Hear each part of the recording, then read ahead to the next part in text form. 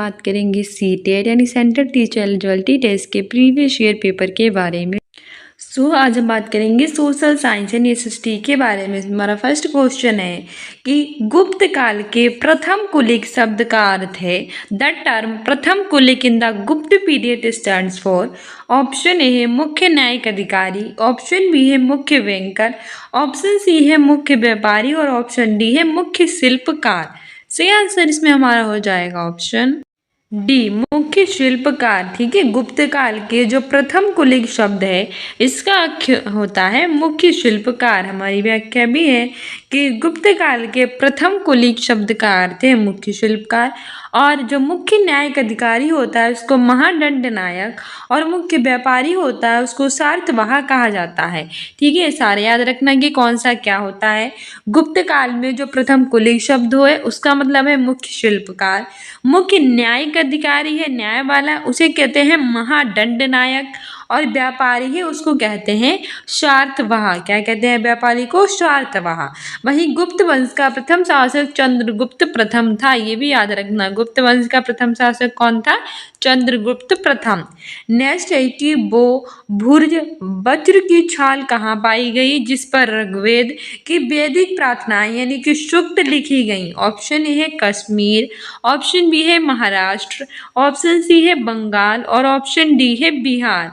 तो वो भुर्ज वर्ज यानी कि छाल कहाँ पाई गई है जिस पर ऋग्वेद की वैदिक प्रार्थनाएं जिसे हम सूक्त कहते हैं वो लिखी गई हैं। सही आंसर इसमें हमारा हो जाएगा ऑप्शन ए कश्मीर। ठीक है, भुर्ज की छालें कश्मीर में पाई गई हैं जिस पर ऋग्वेद की वैदिक प्रार्थनाएं जिसे हम सूक्त कहते हैं वो लिखी गई हैं।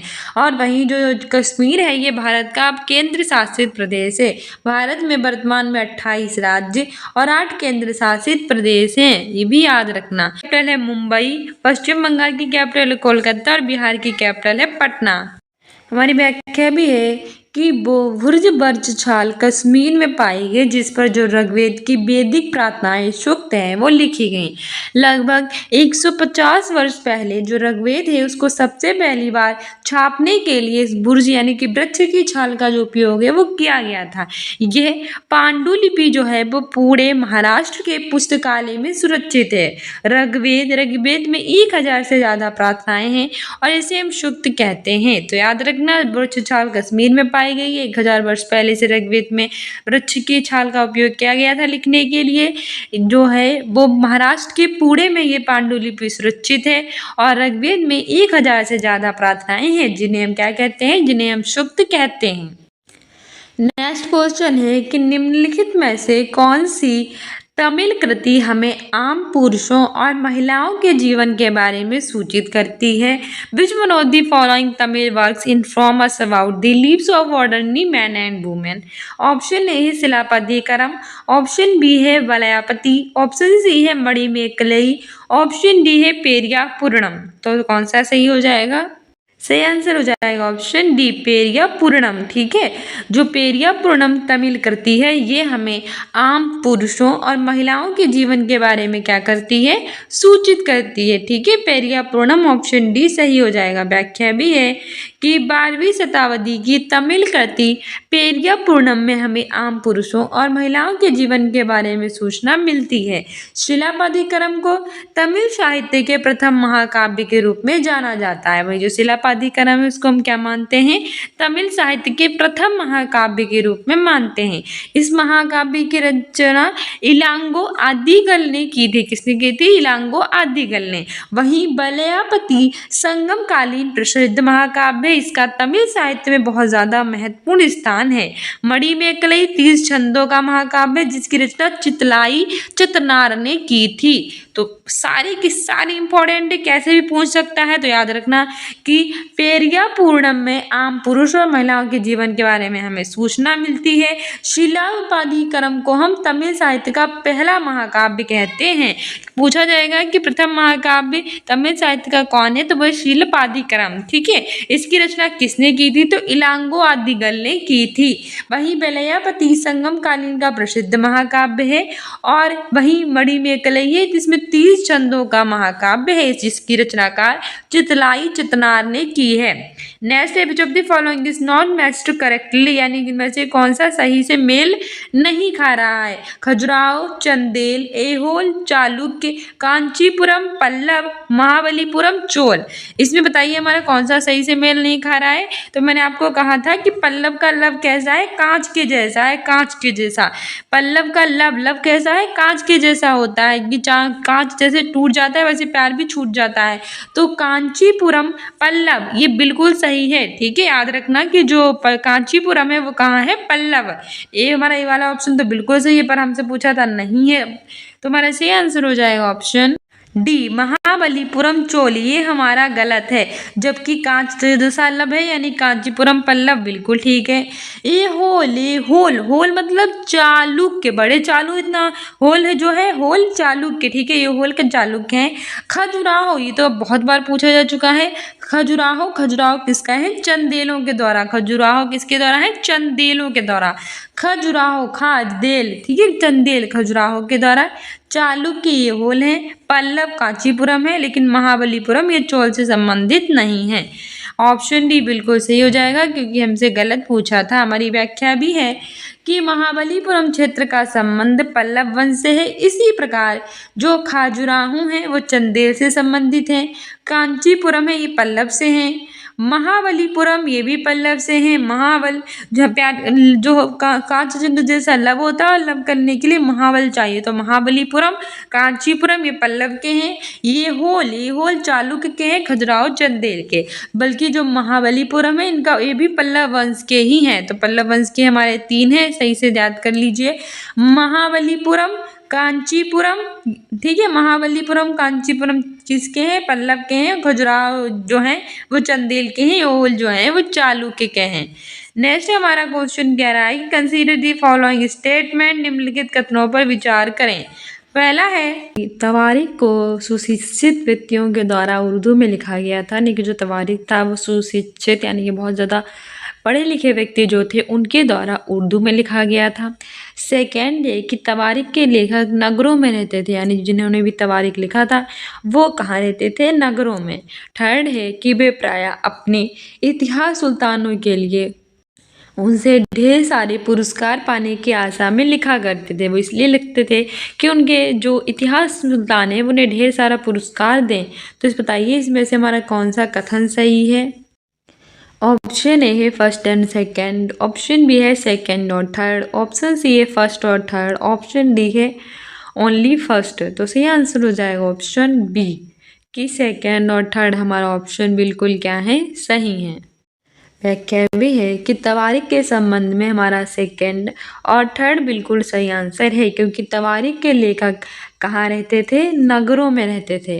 ठीक है, तवारीख के लेखक आपसे पूछे कहाँ रहते थे? नगरों में। तो बिल्कुल सही है कि तवारीख जिन्होंने लिखी थी वो लेखक नगरों में रहा करते थे। अपने इतिहास सुल्तानों के लिए उन्हें ढेर सारे पुरस्कार पाने की आशा में लिखते थे, और वो इसलिए लिखते थे कि उन्हें आशा थी कि उनके जो इतिहास सुल्तान है उन्हें ढेर सारा पुरस्कार दें। तवारीख के लेखक सजीव, प्रशासक, कवि और दरबारियों जैसे सुसज्जित व्यक्ति होते थे, जो घटनाओं का वर्णन भी करते थे और जो शासक हैं उनको प्रशासन संबंधी सलाह भी देते थे। तवारीख कौन सी भाषा में लिखा गया था? फारसी भाषा में लिखा गया था। तो याद रखना कि तवारीख के लेखक नगर में रहते थे, अपने सुल्तानों से पुरस्कार पाने की आशा में लिखते थे, और ये जो थे वो फारसी भाषा में लिखा गया था। नेक्स्ट हमारा क्वेश्चन है कि जो one of the following composition are not compiled by Surdas, यानी कि इनमें से कौन सी रचना सूरदास के द्वारा संकलित नहीं है? ऑप्शन ए है सुरसागर, ऑप्शन बी है सुर सरावली, ऑप्शन सी है साहित्य रत्ना और ऑप्शन डी है साहित्य लेरी। तो सूरदास की 3 बहुत ही फेमस रचनाएं हैं, सुरसागर, सुर सरावली और साहित्य लेरी, लेकिन ये साहित्य रत्ना जो है वो नहीं है, और हमसे नहीं भी पूछा था, तो ऑप्शन सी सही हो जाएगा। और कौन कौन सी है? सुरसागर है, सुर सरावली है और साहित्य लेरी है। हमारी व्याख्या भी है कि साहित्य रत्ना सूरदास के द्वारा संकलित नहीं है, जबकि सुरसागर, सुरसरावली और साहित्य लीरे ये तीनों सूरदास के द्वारा संकलित हैं। सूरदास हिंदी के जो भक्तिकाल था उसके महान कवि थे। ये भगवान श्री कृष्ण के अनन्य उपासक और ब्रजभाषा के श्रेष्ठ कवि थे और हिंदी साहित्य का सूर्य भी इन्हें माना जाता है। तो कौन कौन से आते हैं याद रखना कि जो सूरदास है इनकी 3 फेमस रचनाएं हैं, सुरसागर, सुरसरावली और साहित्य लेरी। ये भगवान श्री कृष्ण के कौन थे?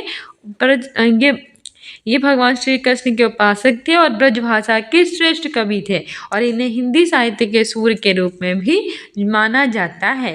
नेक्स्ट है कि निम्नलिखित कथन और कारणों पर हमें विचार करना है, सही विकल्प चुनना है। कथन है कि 18वीं शताब्दी के दौरान मुगल साम्राज्य धीरे धीरे कई स्वतंत्र क्षेत्रीय राज्यों में बिखर गए, यानी कि जब 18वीं शताब्दी आई तो इसके दौरान जो मुगल साम्राज्य था वो धीरे धीरे क्या हो गया, कई स्वतंत्र जो क्षेत्रीय राज्य थे, क्षेत्रीय राज्यों में कैसा हो गया, बिखर गया। कारण हमारा आ रहे है कि मुगल सम्राटों की सत्ता के पतन के साथ कई जो प्रांतों के सूबेदार और जो बड़े जमींदार थे उन्होंने भारतीय उपमहाद्वीप के विभिन्न हिस्सों में अपनी शक्ति और प्रबल कर ली थी। यानी कि कारण इसलिए हो गए थे क्योंकि मुगल सम्राट की सत्ता के पतन के साथ ही क्या हो गया था, कई सारे प्रांत थे, उनके सूबेदार और जो बड़े जमींदार थे उन लोगों ने भारत के उपमहाद्वीप के कई हिस्सों में अपनी शक्ति को और भी क्या कर दिया था, प्रबल कर दिया था। तो सही विकल्प चुनना है कि कौन सा सही है। पहला है कि ए और दोनों सही है और आर सही व्याख्या करता है ए की। सेकेंड है कि और दोनों सही तो है लेकिन आर सही व्याख्या नहीं करता है ए की। थर्ड है कि हमारा ये तो सही है लेकिन आर गलत है और चौथा कह रहा है कि ए और दोनों गलत हैं। से आंसर हो जाएगा ऑप्शन ए कि both A and are true but and R is the correct explanation of A, यानी कि ए और आर दोनों बिल्कुल सही है और आर बिल्कुल सही व्याख्या करता है ए की। क्योंकि जो क्या हुआ था कि 1707 ईस्वी में औरंगजेब की मृत्यु हो गई थी। औरंगजेब की मृत्यु कब हुई थी, एक बार पूछा गया था लेखपाल में भी, तो 1707 में हुई थी। ठीक है, 1707 में हुई थी औरंगजेब की मृत्यु। इसके बाद जो मुगल साम्राज्य था उसका पतन स्टार्ट हो गया। 18वीं शताब्दी के स्टार्टिंग में अहमद शाह अब्दाली ने आक्रमण से मुगल साम्राज्य धीरे धीरे कई स्वतंत्र और क्षेत्रीय राज्यों में बिखर गया था। 18वीं शताब्दी में बंगाल के क्षेत्रीय राज बन जाने से उम्मीदवार जो थे उनमें कैसा आया था, बहुत ज़्यादा चेंजेस आए थे। मुगल सम्राटों की सत्ता के पतन के साथ ही कई प्रांतों के सूबेदार अपनी शक्ति को कैसे कर लिया था, उन्होंने अपनी शक्ति को और भी ज़्यादा प्रबल कर लिया था। नेक्स्ट कि किस क्षेत्र में भूस्वामियों को बेल्लार कहा जाता था, यानी कि वो कौन सा क्षेत्र था जिनके मकान मालिकों को, जिनके भूमि क्षेत्र के मालिकों को हम बेल्लार कहते थे। ठीक है, भू मतलब होता है भूमि के मालिक, उन्हें भू मालिक यानी कि पृथ्वी के जितना उतना हिस्सा था तो उस हिस्से के स्वामी को बेल्लार कहते थे। ऑप्शन ए है महाराष्ट्र क्षेत्र, ऑप्शन बी है तमिल क्षेत्र, ऑप्शन सी है पंजाब क्षेत्र, ऑप्शन डी है बंगाल क्षेत्र। सही आंसर इसमें हमारा हो जाएगा ऑप्शन बी तमिल क्षेत्र। ठीक है, तमिल क्षेत्र में जो भूस्वामी थे उनको क्या कहते थे, बेल्लार कहते थे। इंपॉर्टेंट है, याद रखना, क्योंकि तमिल क्षेत्र के जो भूस्वामी थे उन्हें कहते थे बेल्लार। साधारण युग में जो साधारण हल चलाने वाले थे उन्हें हम उझावर के नाम से जानते थे। वहीं दासों सहित जो भूमिहीन मजदूर थे उनको कदेशियार और अदिमाई के नाम से जाना जाता था। तो सारे के सारे इंपॉर्टेंट हैं कि तमिल क्षेत्र के भूस्वामियों को बेल्लार कहते हैं, संगम युग में साधारण हल चलाने वालों को उझावर कहते हैं, दासों सहित जो भूमिहीन मजदूर हैं उन्हें कदेशियार और अदिमाई के नाम से हम जानते हैं। नेक्स्ट है कि कथन और हमें जो है ए और बी उसको पढ़ना है और सही उत्तर का चुनाव देना है।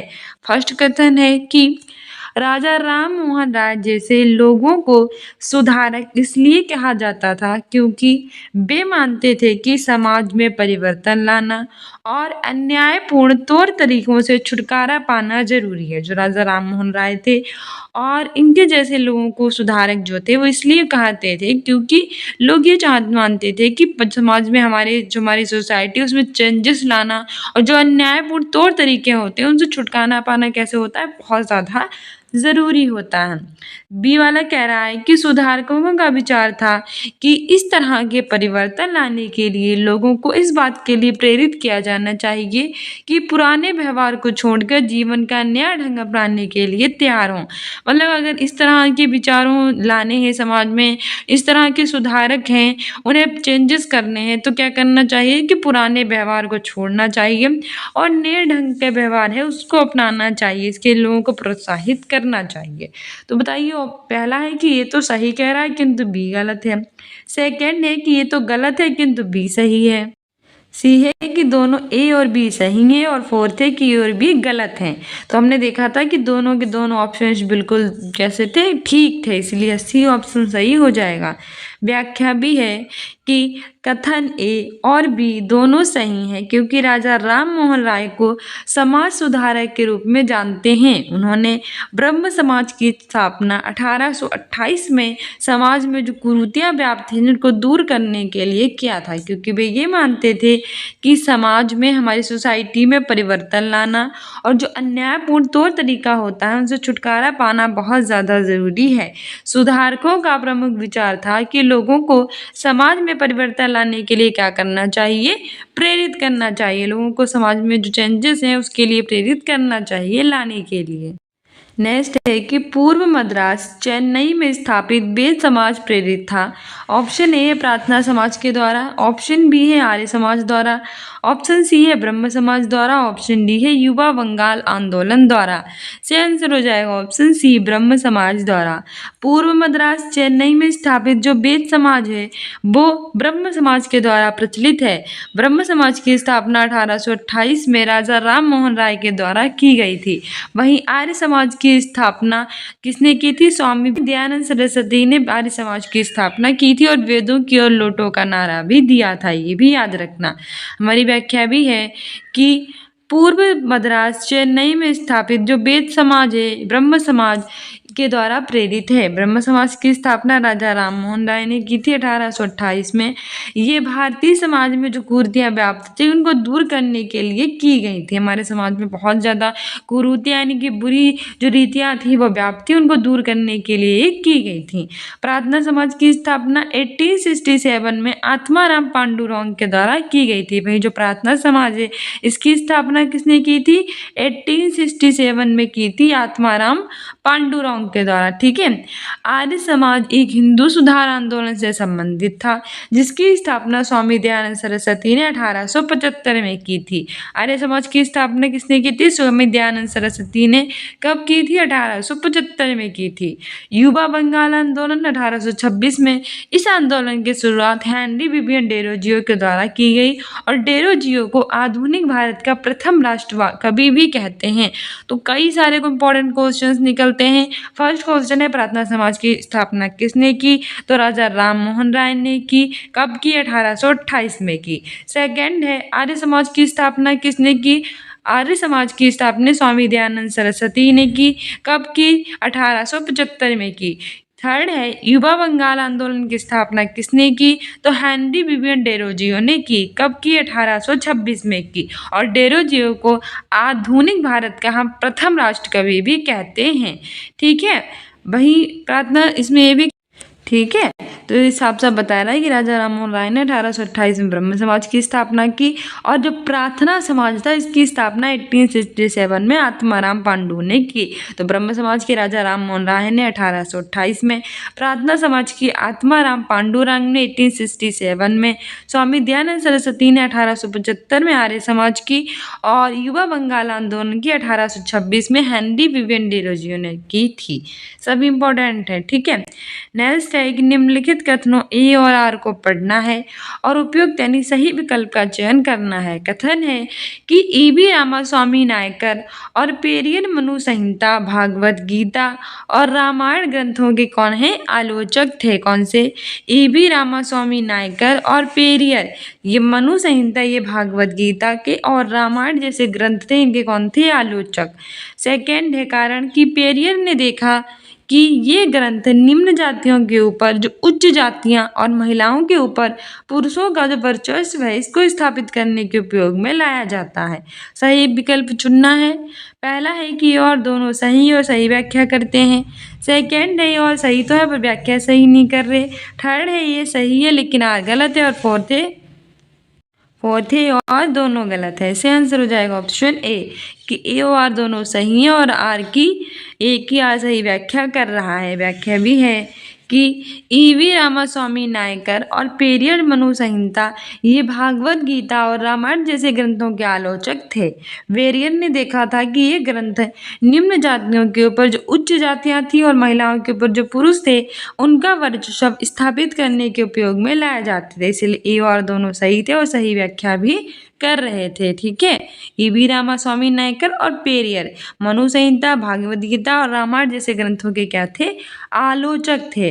ठीक है, और बेरियर ने देखा था कि ये ग्रंथ जो निम्न जातियां थी उनके ऊपर उच्च जातियों की और महिलाओं के ऊपर जो पुरुष थे उनके वर्चस्व को स्थापित करने के उपयोग में लाया जाता था। इसीलिए कारण भी सही है और व्याख्या भी सही कर रहा है कि किस गवर्नर जनरल ने घोषणा की थी कि बहादुर शाह जफर अंतिम मुगल राजा होंगे। यानी जनरल था जिसने हमें ये बताया था कि जो बहादुर शाह जफर होंगे वो अंतिम मुगल राजा होंगे। ऑप्शन ए है लॉर्ड कैनिंग, ऑप्शन बी है लॉर्ड डलहौजी, ऑप्शन सी है लॉर्ड हार्डिंग, ऑप्शन डी है एल्गिन। सही आंसर इसमें हमारा हो जाएगा ऑप्शन ए लॉर्ड कैनिंग। ठीक है, लॉर्ड कैनिंग वो गवर्नर जनरल थे जिन्होंने घोषणा कर दी कि बहादुर शाह जफर जो हैं वो अंतिम मुगल राजा होंगे, यानी उनके बाद कोई भी मुगल राजा नहीं बनेगा। हमारी व्याख्या भी है कि लॉर्ड कैनिंग नामक जो गवर्नर जनरल था इसने घोषणा की थी कि बहादुर शाह जफर अंतिम मुगल राजा होंगे।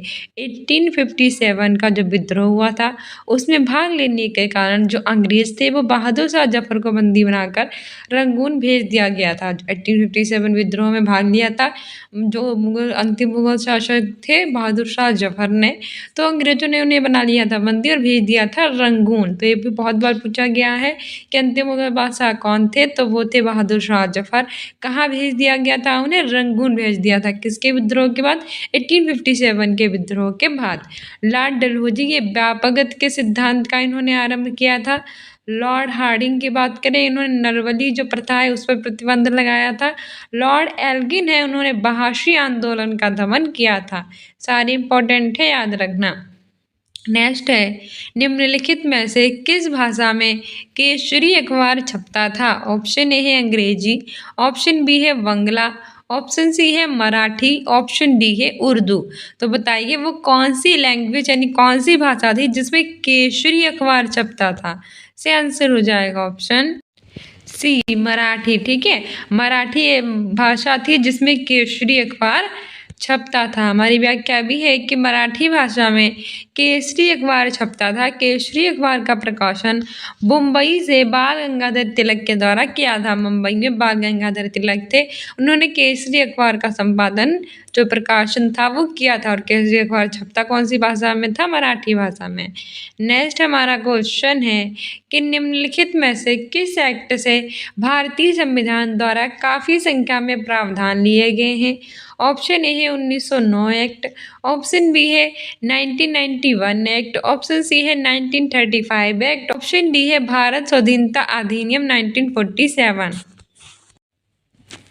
से आंसर हो जाएगा ऑप्शन सी 1935 एक्ट यानी 1935 एक्ट। 1935 का जो एक्ट था जिसमें भारत का जो संविधान है उसके द्वारा बहुत काफ़ी संख्या में प्रावधान जो हैं वो लिए गए हैं। कैसे? हमारी व्याख्या भी कह रही है कि 1935 एक्ट से भारतीय संविधान द्वारा काफ़ी संख्या में प्रावधान लिए गए। यह एक विस्तृत दस्तावेज था। विस्तृत मतलब बड़ा सा दस्तावेज था जिसमें 321 अनुच्छेद थे और अनुसूचियाँ कितनी थी? इसमें 10 अनुसूचियाँ थी। इसमें प्रस्तावना कर अभाव था। इस अधिनियम के द्वारा अखिल भारतीय संघ की स्थापना का भी प्रावधान किया गया। इसके तहत वर्ष 1937 में एक संघीय न्यायालय की भी स्थापना की गई और इस अधिनियम के द्वारा बर्मा को ब्रिटिश भारत से अलग कर दिया गया था और दो नए प्रांत सिंध और उड़ीसा का निर्माण हुआ था। तो 1935 एक्ट से भारतीय संविधान में बहुत सारे प्रावधान लिए गए थे। इसमें 321 अनुच्छेद और 10 अनुसूचियाँ थीं, ठीक है। और इसमें 1937 में एक संघीय न्यायालय की भी स्थापना की गई थी। वहीं 1909 के एक्ट की बात करें तो इसे मार्लो-मिंटो सुधार के नाम से भी जानते हैं। एग्जाम में पूछा गया था कि मार्लो-मिंटो सुधार को किस एक्ट जानते हैं, कौन सा अधिनियम? तो 1909 का जो एक्ट था इसे मार्लो-मिंटो सुधार के नाम से जानते थे। इसमें मुसलमानों के लिए सांप्रदायिक प्रतिनिधित्व, पृथक निर्वाचन क्षेत्र की स्थापना की गई। इसमें क्या था, जो मुसलमान थे उनके लिए सांप्रदायिक प्रतिनिधित्व के द्वारा पृथक यानी अलग के निर्वाचन क्षेत्र की स्थापना की गई थी। वहीं भारतीय स्वाधीनता अधिनियम था 1947। इसके तहत भारत का विभाजन कर दिया गया था और 2 स्वतंत्र अधिराज्य यानी डोमिनाइन स्टेट से भारत और पाकिस्तान की स्थापना की गई थी। इसमें 15 अगस्त 1947 से भारतीय रियासतों पर ब्रिटिश की जो संप्रभुता थी उसको समाप्त करने की भी घोषणा की गई थी। नेक्स्ट है कि निम्नलिखित कथनों ए और आर को पढ़िए और उपयुक्त विकल्प का चयन कीजिए। कथन है कि उत्तरी ध्रुव वृत्त और उत्तरी ध्रुव के बीच के क्षेत्र में बहुत ठंड होती है, यानी कि उत्तरी ध्रुव वृत्त होता है और उत्तरी ध्रुव के जो बीच का क्षेत्र होता है, बीच का जो एरिया होता है उसमें बहुत ज़्यादा ठंड होती है। सेकेंड है कि सूर्य की किरणें हमेशा तिरछी होती हैं और कम ऊष्मा देती हैं, ठीक है। सूर्य की किरणें कैसी होंगी, हमेशा तिरछी और ऊष्मा देंगी कम। तो सही विकल्प चुनना है। पहला है कि ए और आर दोनों सही हैं और आर जो है वो बिल्कुल सही व्याख्या कर रहा है। सेकंड कह रहा है कि ए और आर दोनों सही तो हैं पर सही व्याख्या नहीं कर रहा है। थर्ड है ए तो सही है लेकिन आर गलत है और चौथा कह रहा है कि ये तो गलत है परंतु आर सही है। से आंसर हो जाएगा ऑप्शन बी कि both A and R are true, यानी कि ए और आर दोनों सही है। R is not correct explanation of A, लेकिन आर जो है वो ए की सही व्याख्या नहीं कर रहा है। क्यों नहीं कर रहा है? क्योंकि उत्तरी ध्रुव वृत्त और उत्तरी ध्रुव के बीच के क्षेत्र में बहुत ज़्यादा ठंड होती है। सूर्य की किरणें हमेशा कैसी होती हैं, तिरछी और कम ऊष्मा देती हैं। विषुवत रेखा के उत्तरी भाग को उत्तरी गोलार्ध और दक्षिणी भाग को हम दक्षिणी गोलार्ध के भाग को शीत कटिबंध और ध्रुवीय कटिबंध यानी कि पोलर जोन कहते हैं। वहीं शीत कटिबंध में तापमान बहुत ज़्यादा कम होता है।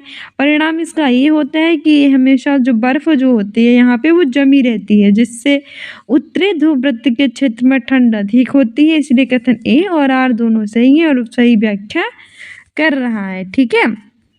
नेक्स्ट क्वेश्चन है can sun rises in the east because, यानी कि जो सूर्य है वो पूरब में उदय होता है, क्यों? ऑप्शन ए है कि पृथ्वी पूरब से पश्चिम की ओर चक्कर लगाती है। सेकेंड है कि जो पृथ्वी है वो पश्चिम से पूर्व की ओर चक्कर लगाती है।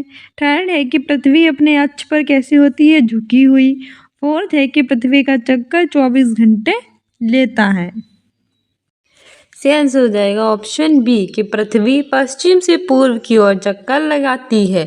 It rotates from west to east, यानी कि जो सूर्य है वो पूर्व में क्यों उदय होता है, क्योंकि हमारी जो पृथ्वी है वो वेस्ट से ईस्ट की तरफ यानी कि पश्चिम से पूर्व की ओर क्या लगाती है, चक्कर लगाती है, इसीलिए सूर्य पूर्व में उदय होता है।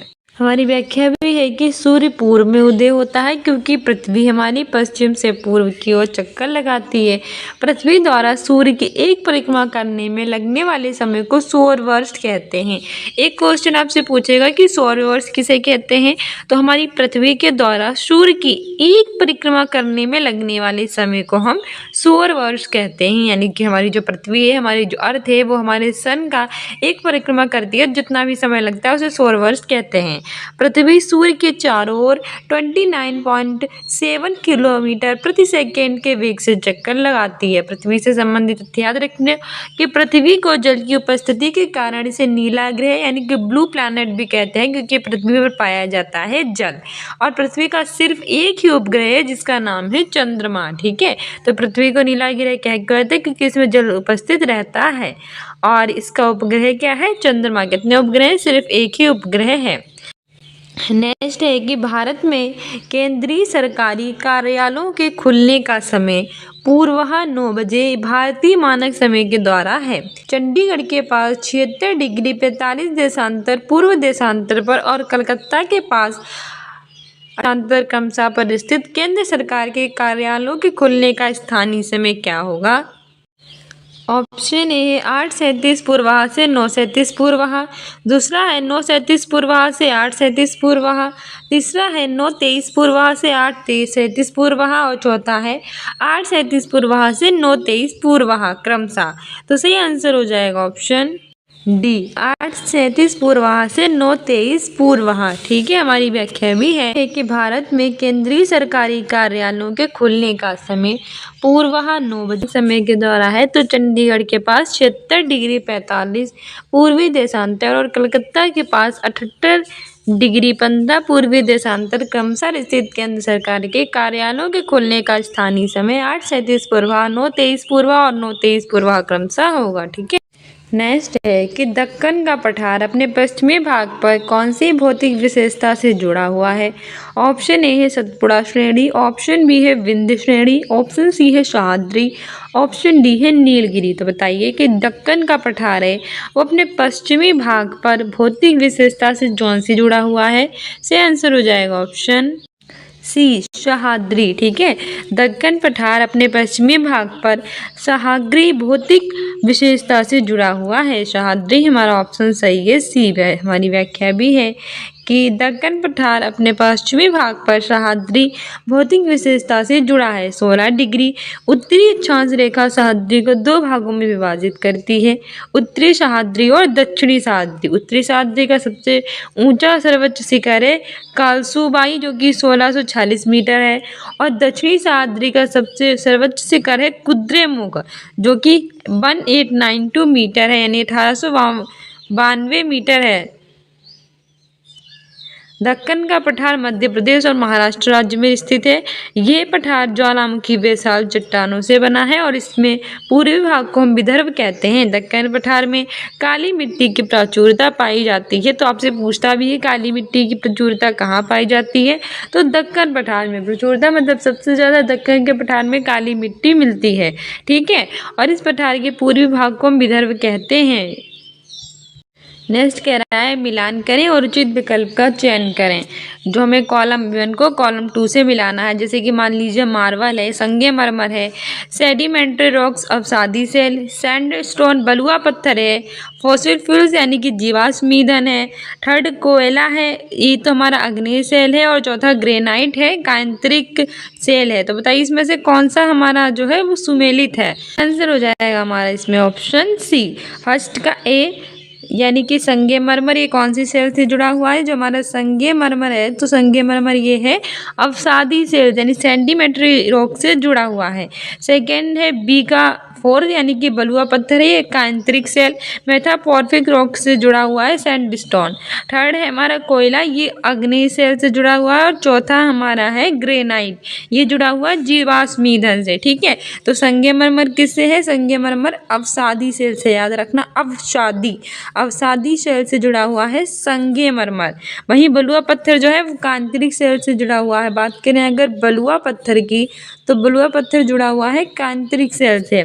थर्ड हमारा है कोयला, तो कोयला किससे जुड़ा हुआ है? तो कोयला हमारा है अग्नि, आग में पकता है ना कोयला, अग्नि मतलब आग में, तो अग्नि आग में है कोयला। और चौथा ग्रेनाइट है, ये जीवाश्म ईंधन। ठीक है, हमारा ऑप्शन सी बिल्कुल सही हो जाएगा। मरमर है कांतरिक सेल से है, बलुआ पत्थर है अवसादी सेल से है, कोयला है ये जीवाश्म ईंधन से है, और ग्रेनाइट है ये आग्नेय सेल से है। ठीक है, नेक्स्ट है निम्नलिखित युगों पर हमें विचार करना है।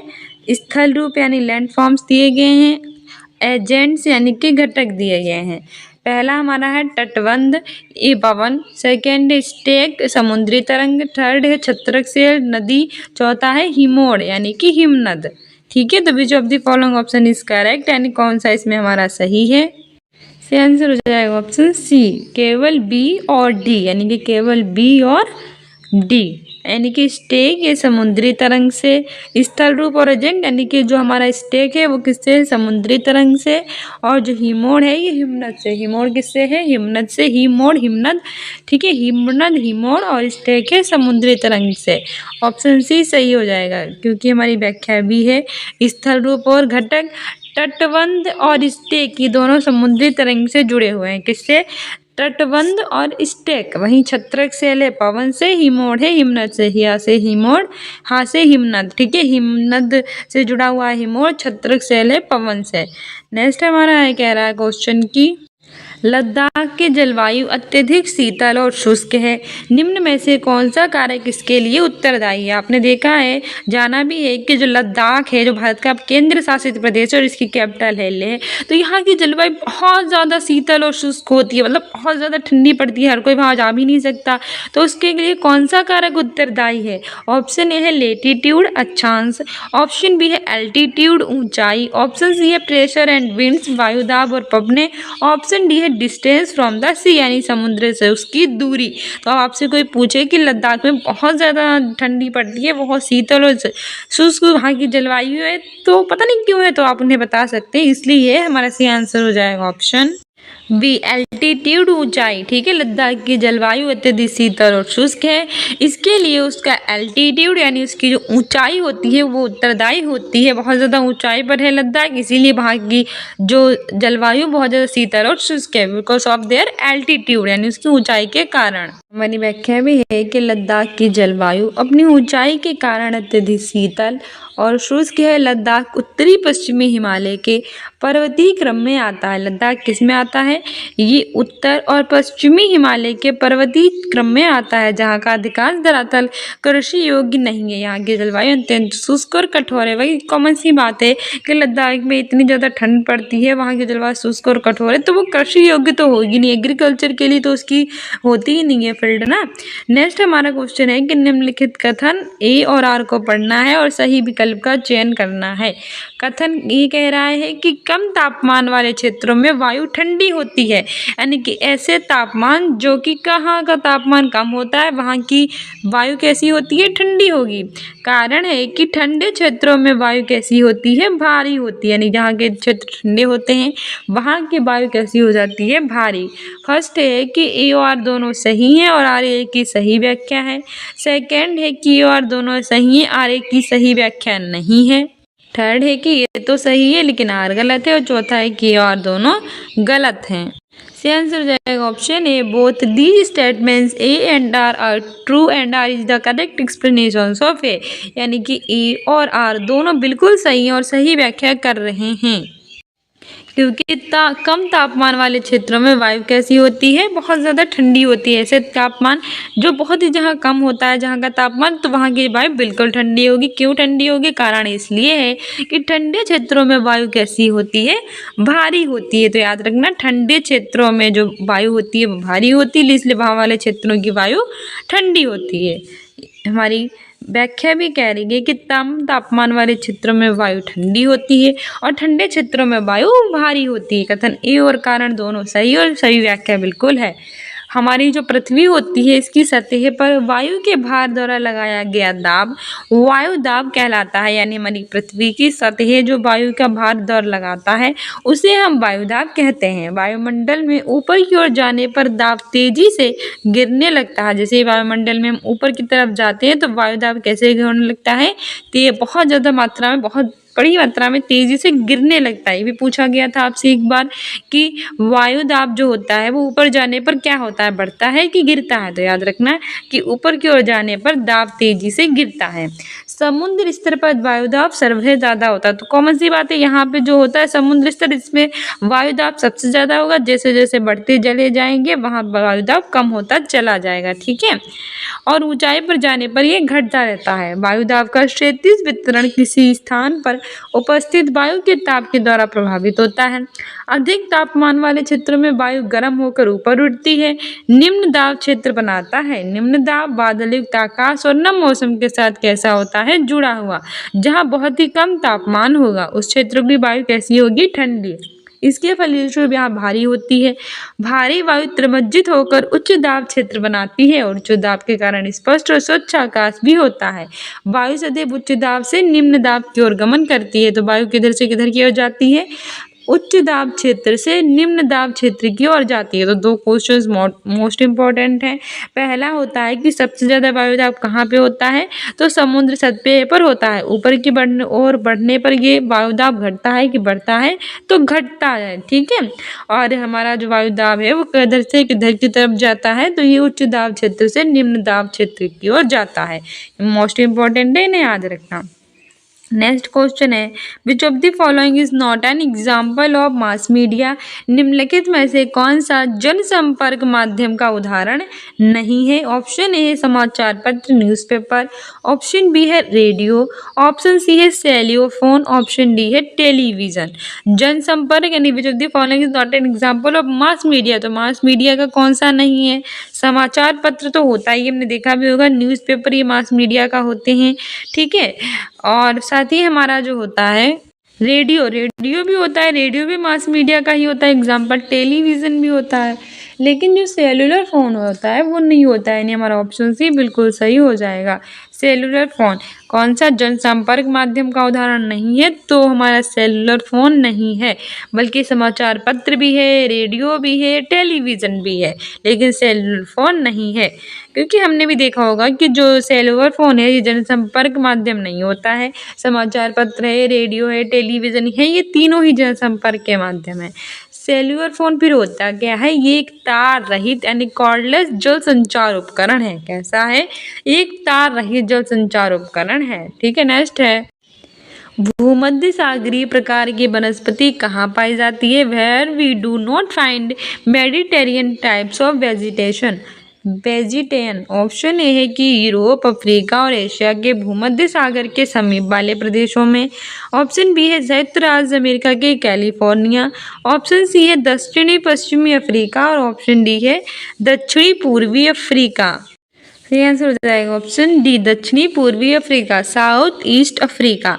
भूमध्य सागरीय प्रकार की वनस्पति कहाँ पाई जाती है, तो भूमध्य सागरीय प्रकार की वनस्पति दक्षिणी पूर्वी अफ्रीका में पाई जाती है। हमारी व्याख्या भी है कि भूमध्य सागरीय प्रकार की जो वनस्पति है वो दक्षिणी पूर्वी अफ्रीका में पाई जाती है। यहाँ की ज़्यादातर वनस्पति में शुष्कता प्रतिरोधी क्षमता होती है। इन पेड़ों की छाल, मोटी पत्तियाँ कड़ी, चिकनी और चमकदार होती हैं। इन पेड़ों की छाल, मोटी पत्तियाँ कड़ी, चिकनी और कैसी होती हैं, चमकदार। इन पेड़ों की शाखाएं कैसी होती हैं, कांटेदार और मोटी होती हैं। यहाँ की वनस्पति ये सभी विशेषताएं ग्रीष्म ऋतु में होने वाली अत्यधिक वाष्पोत्सर्जन से हमें बचाती हैं। और इस प्रकार की वनस्पति का सबसे अच्छा उदाहरण होता है यहाँ पाई जाने वाली सदाहरित छोटी छोटी झाड़ियाँ, जिन्हें हम कैलिफोर्निया के चैपरेल, दक्षिणी फ्रांस में मेकीज, इटली में मछिया कहते हैं। तो क्या कहते हैं, कैलिफोर्निया में चैपरेल, दक्षिणी फ्रांस में कहते हैं मेकीज और इटली में कहते हैं मछिया। भूमध्य सागरीय प्रदेशों की जलवायु घास उगने के लिए अनुकूल नहीं होती है, क्योंकि ग्रीष्म ऋतु शुष्क होती है और यहाँ पर नींबू जाति के रसदार फल उगाने के लिए प्रसिद्ध है। इस प्रदेश में उगाए जाने वाले प्रमुख फल हैं संतरा, नींबू, अंगूर, खुमानी, अनार और आड़ू। कौन कौन से मुख्य फल हैं, संतरा, नींबू, अंगूर, खुमानी, अनार और आड़ू हैं। नेक्स्ट क्वेश्चन है, कंसिडर द फॉलोइंग रिसोर्सेज। निम्न संसाधनों पर विचार करना है, जैसे कि माइका, अभ्रक, फॉरेस्ट, वन, नेचुरल गैस, प्राकृतिक गैस, सॉइल, मृदा, वाटर, जल। Which of the above are example of renewable resources, यानी कि उपयुक्त में से कौन से प्राकृतिक संसाधन नवीकरणीय संसाधन के उदाहरण हैं। पहला है ओनली ए बी सी, केवल ए बी और सी। सेकेंड है only B C and D, केवल बी सी डी। थर्ड है ओनली बी डी ई, केवल बी डी ई। और फोर्थ है ओनली बी सी ई, केवल बी सी और ई। से आंसर हो जाएगा option C, only B D और ई। तो कौन सा प्राकृतिक संसाधन नवीकरणीय संसाधन के उदाहरण है, तो वी, डी और ई हैं, ठीक है। हमारी व्याख्या भी है, वन, मृदा और जल ये प्राकृतिक संसाधन नवीकरणीय संसाधन के उदाहरण हैं। तो नवीकरणीय संसाधन के कौन कौन से उदाहरण हैं, वन, मृदा और जल, और ये प्राकृतिक भी हैं। प्राकृतिक संसाधन कौन से होते हैं, तो वे संसाधन जो कि हमारी प्रकृति से हमें प्राप्त होते हैं और कुछ संसाधनों के साथ उपयोग किए जाते हैं, ठीक है। वन मनुष्यों के लिए इमारती लकड़ी, जनजातियों और जानवरों के लिए भोजन, पानी और आश्रय प्रदान करता है। जीवों के बीच पोषक जल चक्र खाद्य श्रृंखला बनाते हैं और प्रजातियों की जैव विविधता को भी बढ़ावा देते हैं। महासागरीय जल प्राकृतिक संसाधन का एक एग्जाम्पल है और महासागरीय तरंगों का उपयोग तरंग शक्ति को उत्पन्न करने के लिए करते हैं, जो कि नवीकरणीय ऊर्जा स्रोत है। समुद्र में समुद्री प्रजातियों की जैव विविधता होती है, जहाँ पोषक चक्र सामान्य होते हैं। प्राकृतिक संसाधन मानवता की प्राकृतिक विरासत का हिस्सा है। याद रखना कि नवीकरणीय संसाधन होते हैं, ये ऊर्जा के उदाहरण है। सौर ऊर्जा, आपसे पूछता है कि सौर ऊर्जा नवीकरणीय है या नवीकरणीय है, तो याद रखना सौर ऊर्जा नवीकरणीय है। पवन ऊर्जा है, जल विद्युत ऊर्जा है, ज्वारीय ऊर्जा है, बायोगैस है और जैव ईंधन है। मोस्ट इंपॉर्टेंट है, याद रखना सौर ऊर्जा, पवन ऊर्जा, जल विद्युत ऊर्जा, ज्वारीय ऊर्जा, बायोगैस और जैव ईंधन, ये सभी नवीकरणीय संसाधन ऊर्जा के उदाहरण हैं। वही अनवीकरणीय संसाधन कौन कौन से हैं? कोयला है, पेट्रोलियम है और प्राकृतिक गैस है। ठीक है, नेचुरल गैस, कोयला, पेट्रोलियम, ये तीनों होते हैं अनवीकरणीय के। सौर ऊर्जा, पवन ऊर्जा, जल विद्युत ऊर्जा, ज्वारीय ऊर्जा, बायोगैस, जैव ईंधन, ये नवीकरणीय संसाधन हैं। नेक्स्ट है, मृदा के विरचन गठन में कौन से कारक मुख्य भूमिका निभाते हैं? Which factors play a major role in the formation of soil? Option A है मूल चट्टान, ऑप्शन बी है स्थलाकृति, ऑप्शन सी है जलवायु संबंधी कारक, ऑप्शन डी है समय। ठीक है, तो बताइए मृदा के विरचन गठन में कौन सा निभाते हैं मुख्य भूमिका? ऑप्शन ए है कि ओनली ए सही है, ऑप्शन बी है ओनली बी, सी सही है, ऑप्शन सी है ओनली डी और ऑप्शन डी है only A and C. C answer हो जाएगा हमारा option D, only A and C, यानी कि सिर्फ ए और सी सही हैं। ठीक है, हमारी व्याख्या भी है। विरचन गठन में मूल चट्टान और जलवायु संबंधी कारक जो होते हैं वो मुख्य भूमिका निभाते हैं। जलवायु मृदा निर्माण का सबसे महत्वपूर्ण सक्रिय कारक होती है और मृदा के विकास में संलग्न विभिन्न जलवायु तत्व हैं। वर्षा, बाष्पीकरण की बारंबारता व अवधि तथा आर्द्रता और तापक्रमीय मृदा के निर्माण में शेल एक निष्क्रिय नियंत्रण कारक होते हैं। मृदा निर्माण के गठन और संरचना शेल निक्षेप के खनिज और रासायनिक संयोजन पर भी करते हैं निर्भर। जिन स्थानों पर मृदाएं नहीं होती हैं अर्थात परिपक्व नहीं होती है, वहाँ की मृदाओं का मूल शेलों के साथ घनिष्ठ संबंध होता है। मूल शेल चट्टान की भांति स्थलाकृति भी होती है और दूसरा निष्क्रिय नियंत्रण कारक है। तीव्र ढालों वाले क्षेत्र में मृदा छिछड़ी है, सपाट क्षेत्र में मृदा गहरी और कैसी होती है? मोटी। तो याद रखना तीव्र ढालों वाले क्षेत्रों में मृदा होती है छिछड़ी और सपाट, छिछड़ी और सपाट क्षेत्रों में होती है गहरी और मोटी। नेक्स्ट क्वेश्चन है कि कर्ज का जाल ग्रामीण इलाकों में मुख्यतः देश के बीच एक शोषणकारी संबंध को दर्शाता है। ऑप्शन ए है साहूकार और छोटे किसान, ऑप्शन बी है छोटे किसान और खेतीहर मजदूर, ऑप्शन सी है भूमिहीन खेतीहर संबंधी मजदूर और ग्रामीण सहकारिता, ऑप्शन डी है ग्रामीण सहकारिता और साहूकार। से आंसर हो जाएगा option B, small farmers and agriculture labourers. ठीक है, कर्ज का जाल ग्रामीण इलाकों में मुख्यतः छोटे किसान और खेतीहर मजदूरों के बीच एक शोषणकारी संबंध होता है, उसको क्या करता है? दर्शाता है। ठीक है, हमारी व्याख्या भी है कि कर्ज का जाल ग्रामीण इलाकों में मुख्यतः साहूकार और छोटे किसान के बीच एक शोषणकारी संबंध होता है, उसको दर्शाता है। साहूकार यथेष्ट संपत्ति तथा घनत्व व्यक्ति होते हैं। छोटे किसान वे किसान होते हैं जिनके पास खेती करने योग्य भूमि केवल 1 हेक्टेयर से ज़्यादा और 2 हेक्टेयर से कम होती है। भारत में ज़्यादातर किसान छोटे और सीमांत हैं। कर्ज की समस्या गांव में छोटे किसानों में ज़्यादा, इसलिए कर्ज रूपी जाल साहूकार और छोटे किसानों के बीच एक शोषणकारी संबंध है। तो आपसे पूछेगा कि जो होता है वो छोटे किसान क्या होते हैं? तो वे किसान जिनके पास सिर्फ खेती करने योग्य भूमि हो या 1 हेक्टेयर से ज़्यादा और 2 हेक्टेयर से कम भूमि, यानी वे किसान जिनके पास 1 हेक्टेयर से तो ज़्यादा हो लेकिन 2 हेक्टेयर से कम भूमि हो, यानी कि सिर्फ खेती करने योग्य हो, तो उसे हम छोटे किसान कहते हैं। ठीक है, और भारत में ज़्यादातर छोटे किसान हैं और इनकी समस्या मूल रूप से यही है कि ग्रामीण में ज़्यादा आती है कर्ज की समस्या। ठीक है, तो कर्ज रूपी जाल साहूकार और छोटे किसानों के बीच एक शोषणकारी जो उनका संबंध होता है उसको भी दर्शाता है। नेक्स्ट है कि निम्नलिखित कथनों ए और आर को पढ़ना है और उपयुक्त विकल्प का चयन करना है। अभिकथन है कि लोकतंत्र में स्वतंत्र संचार माध्यम यानी कि मीडिया है, ये महत्वपूर्ण है। कारण है कि संचार माध्यम मीडिया से प्राप्त सूचना विश्वसनीय होनी चाहिए, ना कि पक्षपातपूर्ण। पहला है कि ए और दोनों सही है और आर ए की सही व्याख्या है। सेकंड है कि सही तो है पर सही व्याख्या नहीं है। थर्ड है ए सही है लेकिन आर गलत। चौथा है कि दोनों के दोनों ऑप्शन हमारे गलत हैं। तो हमें तो सही लग रहा है और व्याख्या भी सही लग रहा है, तो सही आंसर ऑप्शन ए ही हो जाएगा कि both A and are true and R is the correct explanation of A, यानी कि और दोनों सही है और व्याख्या भी है। क्यों? क्योंकि हमारे लोकतंत्र में स्वतंत्र संचार माध्यम जो मीडिया है ये बहुत ज़्यादा महत्वपूर्ण होती है। संचार माध्यम यानी कि मीडिया से प्राप्त जो सूचना है वो विश्वसनीय होनी चाहिए, ना कि पक्षपातपूर्ण।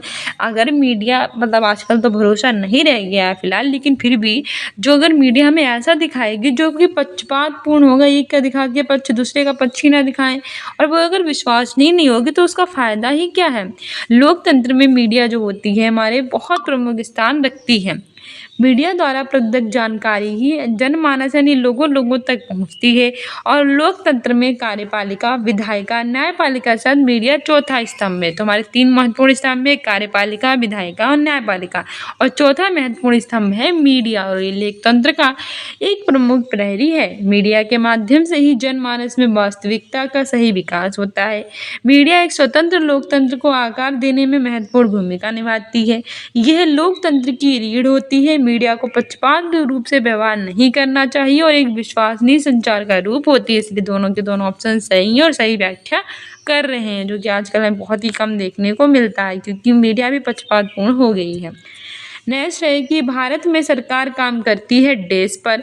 In India the government works at dash. Option A है वार्ड स्तर, ऑप्शन डी है स्टेट यानी कि राज्य स्तर, ऑप्शन सी है नेशनल यानी कि राष्ट्रीय स्तर, ऑप्शन डी है रीजनल यानी कि क्षेत्रीय स्तर। विच of the following option is correct? तो कौन सा सही है हमारा? इससे आंसर हो जाएगा ऑप्शन बी और सी, यानी कि राज्य स्तर और राष्ट्रीय स्तर, state level and national level. ठीक है, ऑप्शन हमारा बी बिल्कुल सही है। व्याख्या भी कह रही है कि भारत में सरकार राज्य स्तर और राष्ट्रीय स्तर पर काम करती है। सरकार को उस निश्चित व्यक्तियों का जो होती है समूह, जो राष्ट्र और राज्यों में निश्चित काल के लिए एक निश्चित पद्धति के द्वारा शासन करती है। प्राय इसके 3 अंग होते हैं, विधायिका, कार्यपालिका और न्यायपालिका। सरकार के माध्यम से राज्य में राज शासन नीति लागू होती है और सरकार के तंत्र का अभिप्राय उस राजनीतिक व्यवस्था से होता है जिसके द्वारा राज्य की सरकार को जाना होता है।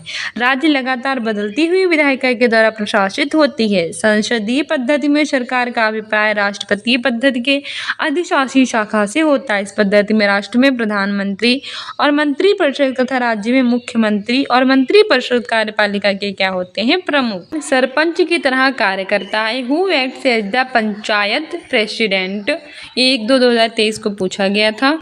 ऑप्शन ए है ग्राम सभा का सचिव, ऑप्शन बी है खंड विकास अधिकारी, ऑप्शन सी है अन्य वार्ड सदस्यों को द्वारा चुना गया एक वार्ड सदस्य, और ऑप्शन डी है बारी बारी से वार्ड सदस्य।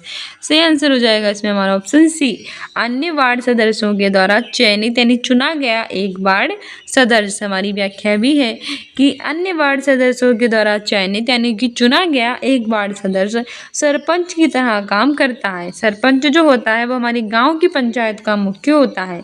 सरपंच भारत में स्थानीय स्वशासन के लिए गांव स्तर पर विधिक संस्था ग्राम पंचायत का होता है प्रधान। सरपंच चुने गए पंचों की मदद से ग्राम पंचायत के महत्वपूर्ण विषय पर निर्णय लेता है। सरपंच का कार्यकाल होता है 5 वर्ष का और इसका चुनाव गांव के वासियों के द्वारा करते हैं। सन 1992 में संविधान में 73वां और 74वां संशोधन हुआ था, जिसमें संसद ने पारित किया था। संविधान का 73वां संशोधन गांव का जो स्थानीय शासन था उससे जुड़ा था। इसका संबंध पंचायती राज व्यवस्था की संस्था से था। संविधान का 74वां संशोधन था शहरी स्थानीय शासन नगर पालिका से जुड़ा हुआ, जो 1993 में 73वां और 74वां संविधान संशोधन हुआ। याद रखना 73वां और 74वां संविधान संशोधन हुआ था 1992 में। तीसरी पंचायती राज व्यवस्था में ग्राम पंचायत आती है, इसमें हमारा गांव स्तर, पंचायत समिति आती है, इसमें मध्यवर्ती स्तर और जिला परिषद आता है, जिनमें जिला स्तर पर लोग शामिल होते हैं। ये तीनों हमारे लिए ऑप्शंस ठीक है। नेक्स्ट क्वेश्चन है कि व्हाट इज द लेबर चौक, यानी कि हमारा जो लेबर चौक है उसे किसे कहते हैं? ऑप्शन ए है कि ऐसी जगह जहां बेगारी की प्रथा प्रचलित हो, a place where bonded labour system is practised यानी कि एक ऐसा स्थान जहाँ क्या प्रचलित हो, बेगारी की प्रथा। सेकंड है ऐसी जगह जहाँ मजदूरों की बिक्री होती हो, मतलब ऐसी जगह जहाँ पे मजदूर जो होते हैं वो क्या किए जाते हो, बेचे जाते हों। थर्ड है कि ऐसी जगह जहाँ पे दिहाड़ी मजदूर काम की तलाश में इकट्ठा होते हों। और फोर्थ है कि ऐसी जगह जहाँ मजदूरों का रेन बसेरा जाता है।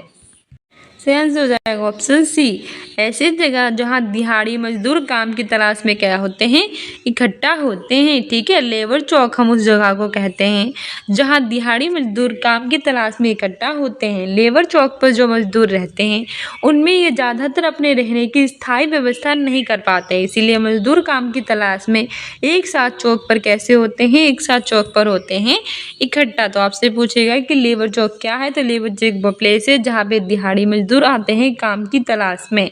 लेबर चौक पर भी सारे मजदूर होते हैं, उनमें से ज़्यादातर स्थायी व्यवस्था नहीं कर पाते हैं अपने रहने की, इसलिए ये मजदूर की काम की तलाश में एक चौक पर इकट्ठा होते हैं जिसे हम लेबर चौक कहते हैं।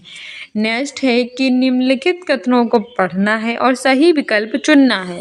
पहला है कि बुनकरों की सहकारी संस्था व्यापारियों के ऊपर निर्भरता को कम करने का एक साधन है। सेकंड है और व्यापारियों की आमदनी बढ़ाने का जरिया है। तो हमें सही विकल्प चुनना है। फर्स्ट है कि ओनली ए इज ट्रू, केवल ए सही है। सेकेंड है ओनली बी इज ट्रू, केवल बी सही है। थर्ड है कि both A and B are true, ये और भी दोनों सही है। फोर्थ है कि both A and B are false, ये और भी दोनों गलत हैं। सही आंसर हो जाएगा इसमें ऑप्शन ए कि ओनली ए इज ट्रू, यानी कि केवल और केवल ए वाला जो है वो सही है। हमारी व्याख्या में है कि बुनकरों की सहकारी संस्था जो है वो व्यापारियों के ऊपर निर्भरता को कम करने का एक साधन है। ये तथ्य बिल्कुल ठीक है, क्योंकि एक बुनकर सहकारी समिति में एक समूह बना लेते हैं और सामूहिक रूप से कुछ गतिविधियां एक्टिविटीज़ करते हैं। बुनकर सहकारी समिति में समान हितों वाले लोग जो हैं वो एक साथ आते हैं और पारस्परिक लाभ के लिए काम करते हैं। व्यापारियों की भूमिका यहाँ कम हो जाती है और बुनकर अधिक जो है आय वो अर्जित करते हैं। व्यापारियों की आमदनी बढ़ाने का जरिया नहीं है, इसलिए बी सही नहीं है। सरकार सहकारी समितियों से उचित दरों पर कपड़ा खरीदकर बुनकरों की मदद भी करती है।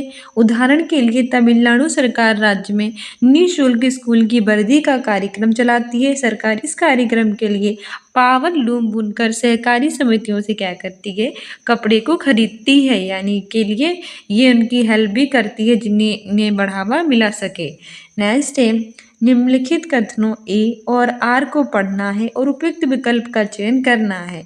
असरसन अभिकथन है कि किसी भी देश को पूरी तरह से लोकतांत्रिक नहीं कहा जा सकता, यानी कि किसी भी देश को हम पूरी तरह से लोकतांत्रिक है वो नहीं कह सकते। से कारण है यार कि व्यक्ति और समुदाय सदैव लोकतंत्र को नए अर्थ देने का प्रयास करते हैं। हमारा व्यक्ति और समुदाय क्या करता है, हमेशा ही लोकतंत्र को, डेमोक्रेसी को एक नया अर्थ देने का प्रयास करता है।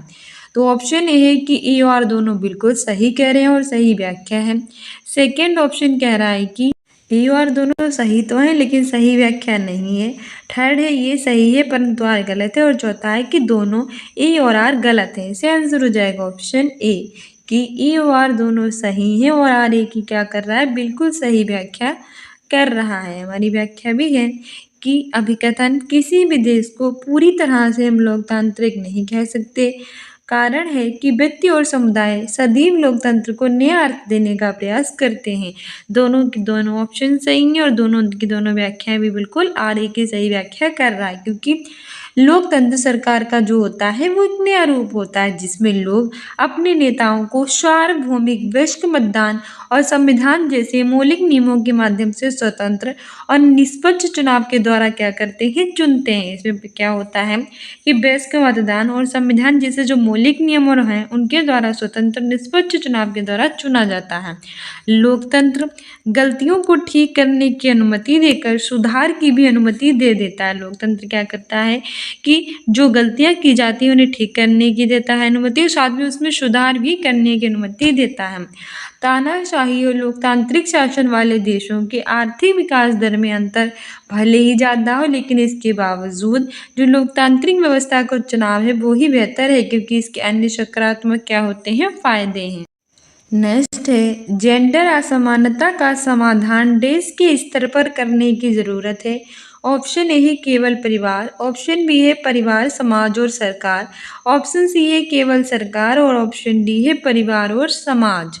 से आंसर हो जाएगा इसमें option B family society and government level, यानी कि परिवार समाज और सरकार। जेंडर असमानता को समाधान है वो परिवार समाज और सरकार के स्तर पर करने की क्या होती है, ज़रूरत होती है। ठीक है, हमारी व्याख्या भी है कि जेंडर असमानता का समाधान परिवार समाज और सरकार के स्तर पर करने की ज़रूरत है। लैंगिक असमानता का तात्पर्य होता है कि जो लैंगिक आधार होता है उसके आधार पर महिलाओं के साथ क्या होना, भेदभाव करना।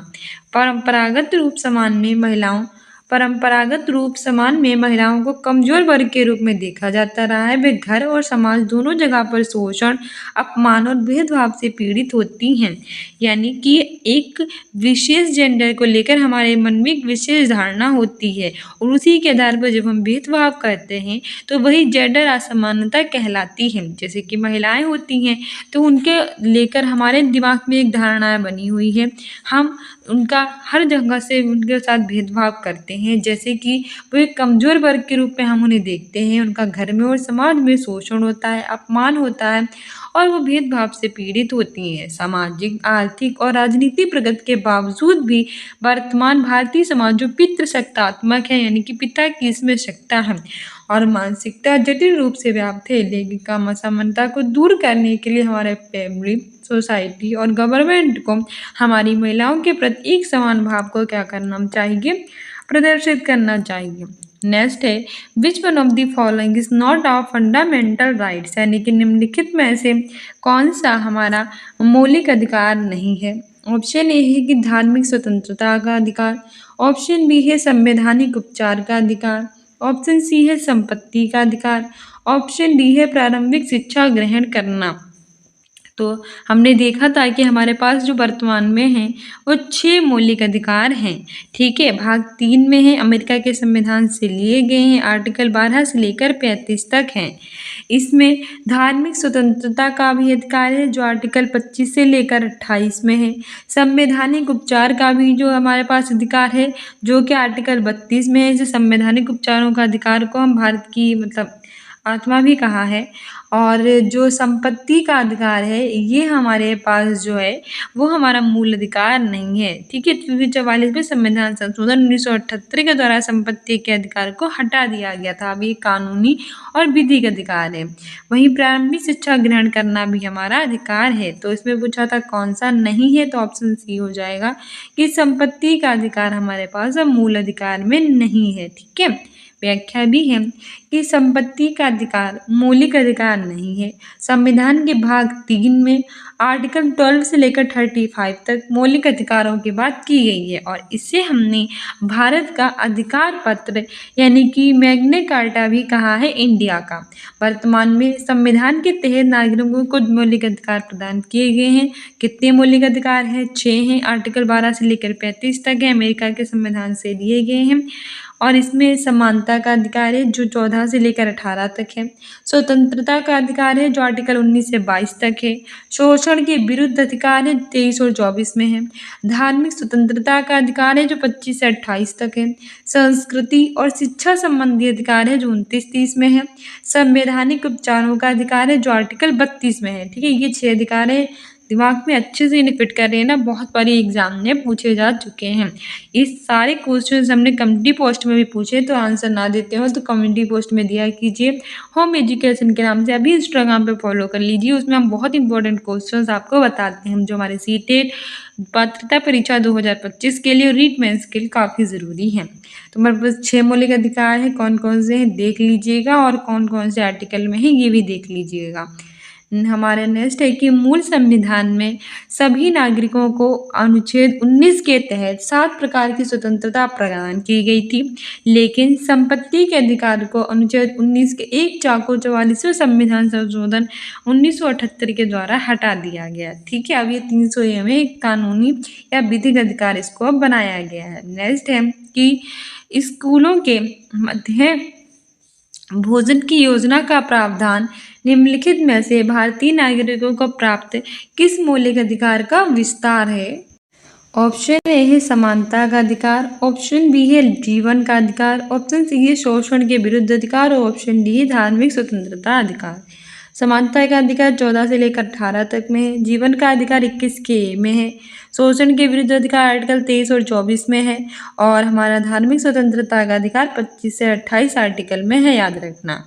ये आंसर हो जाएगा ऑप्शन बी जीवन का अधिकार यानी कि राइट टू लाइफ। हमारी व्याख्या भी है कि स्कूलों में मध्याह्न भोजन की योजना का प्रावधान यानी जो मिड डे मील है उसको सभी नागरिकों को जीवन के अधिकार नामक मौलिक अधिकार का क्या है वो विस्तार है।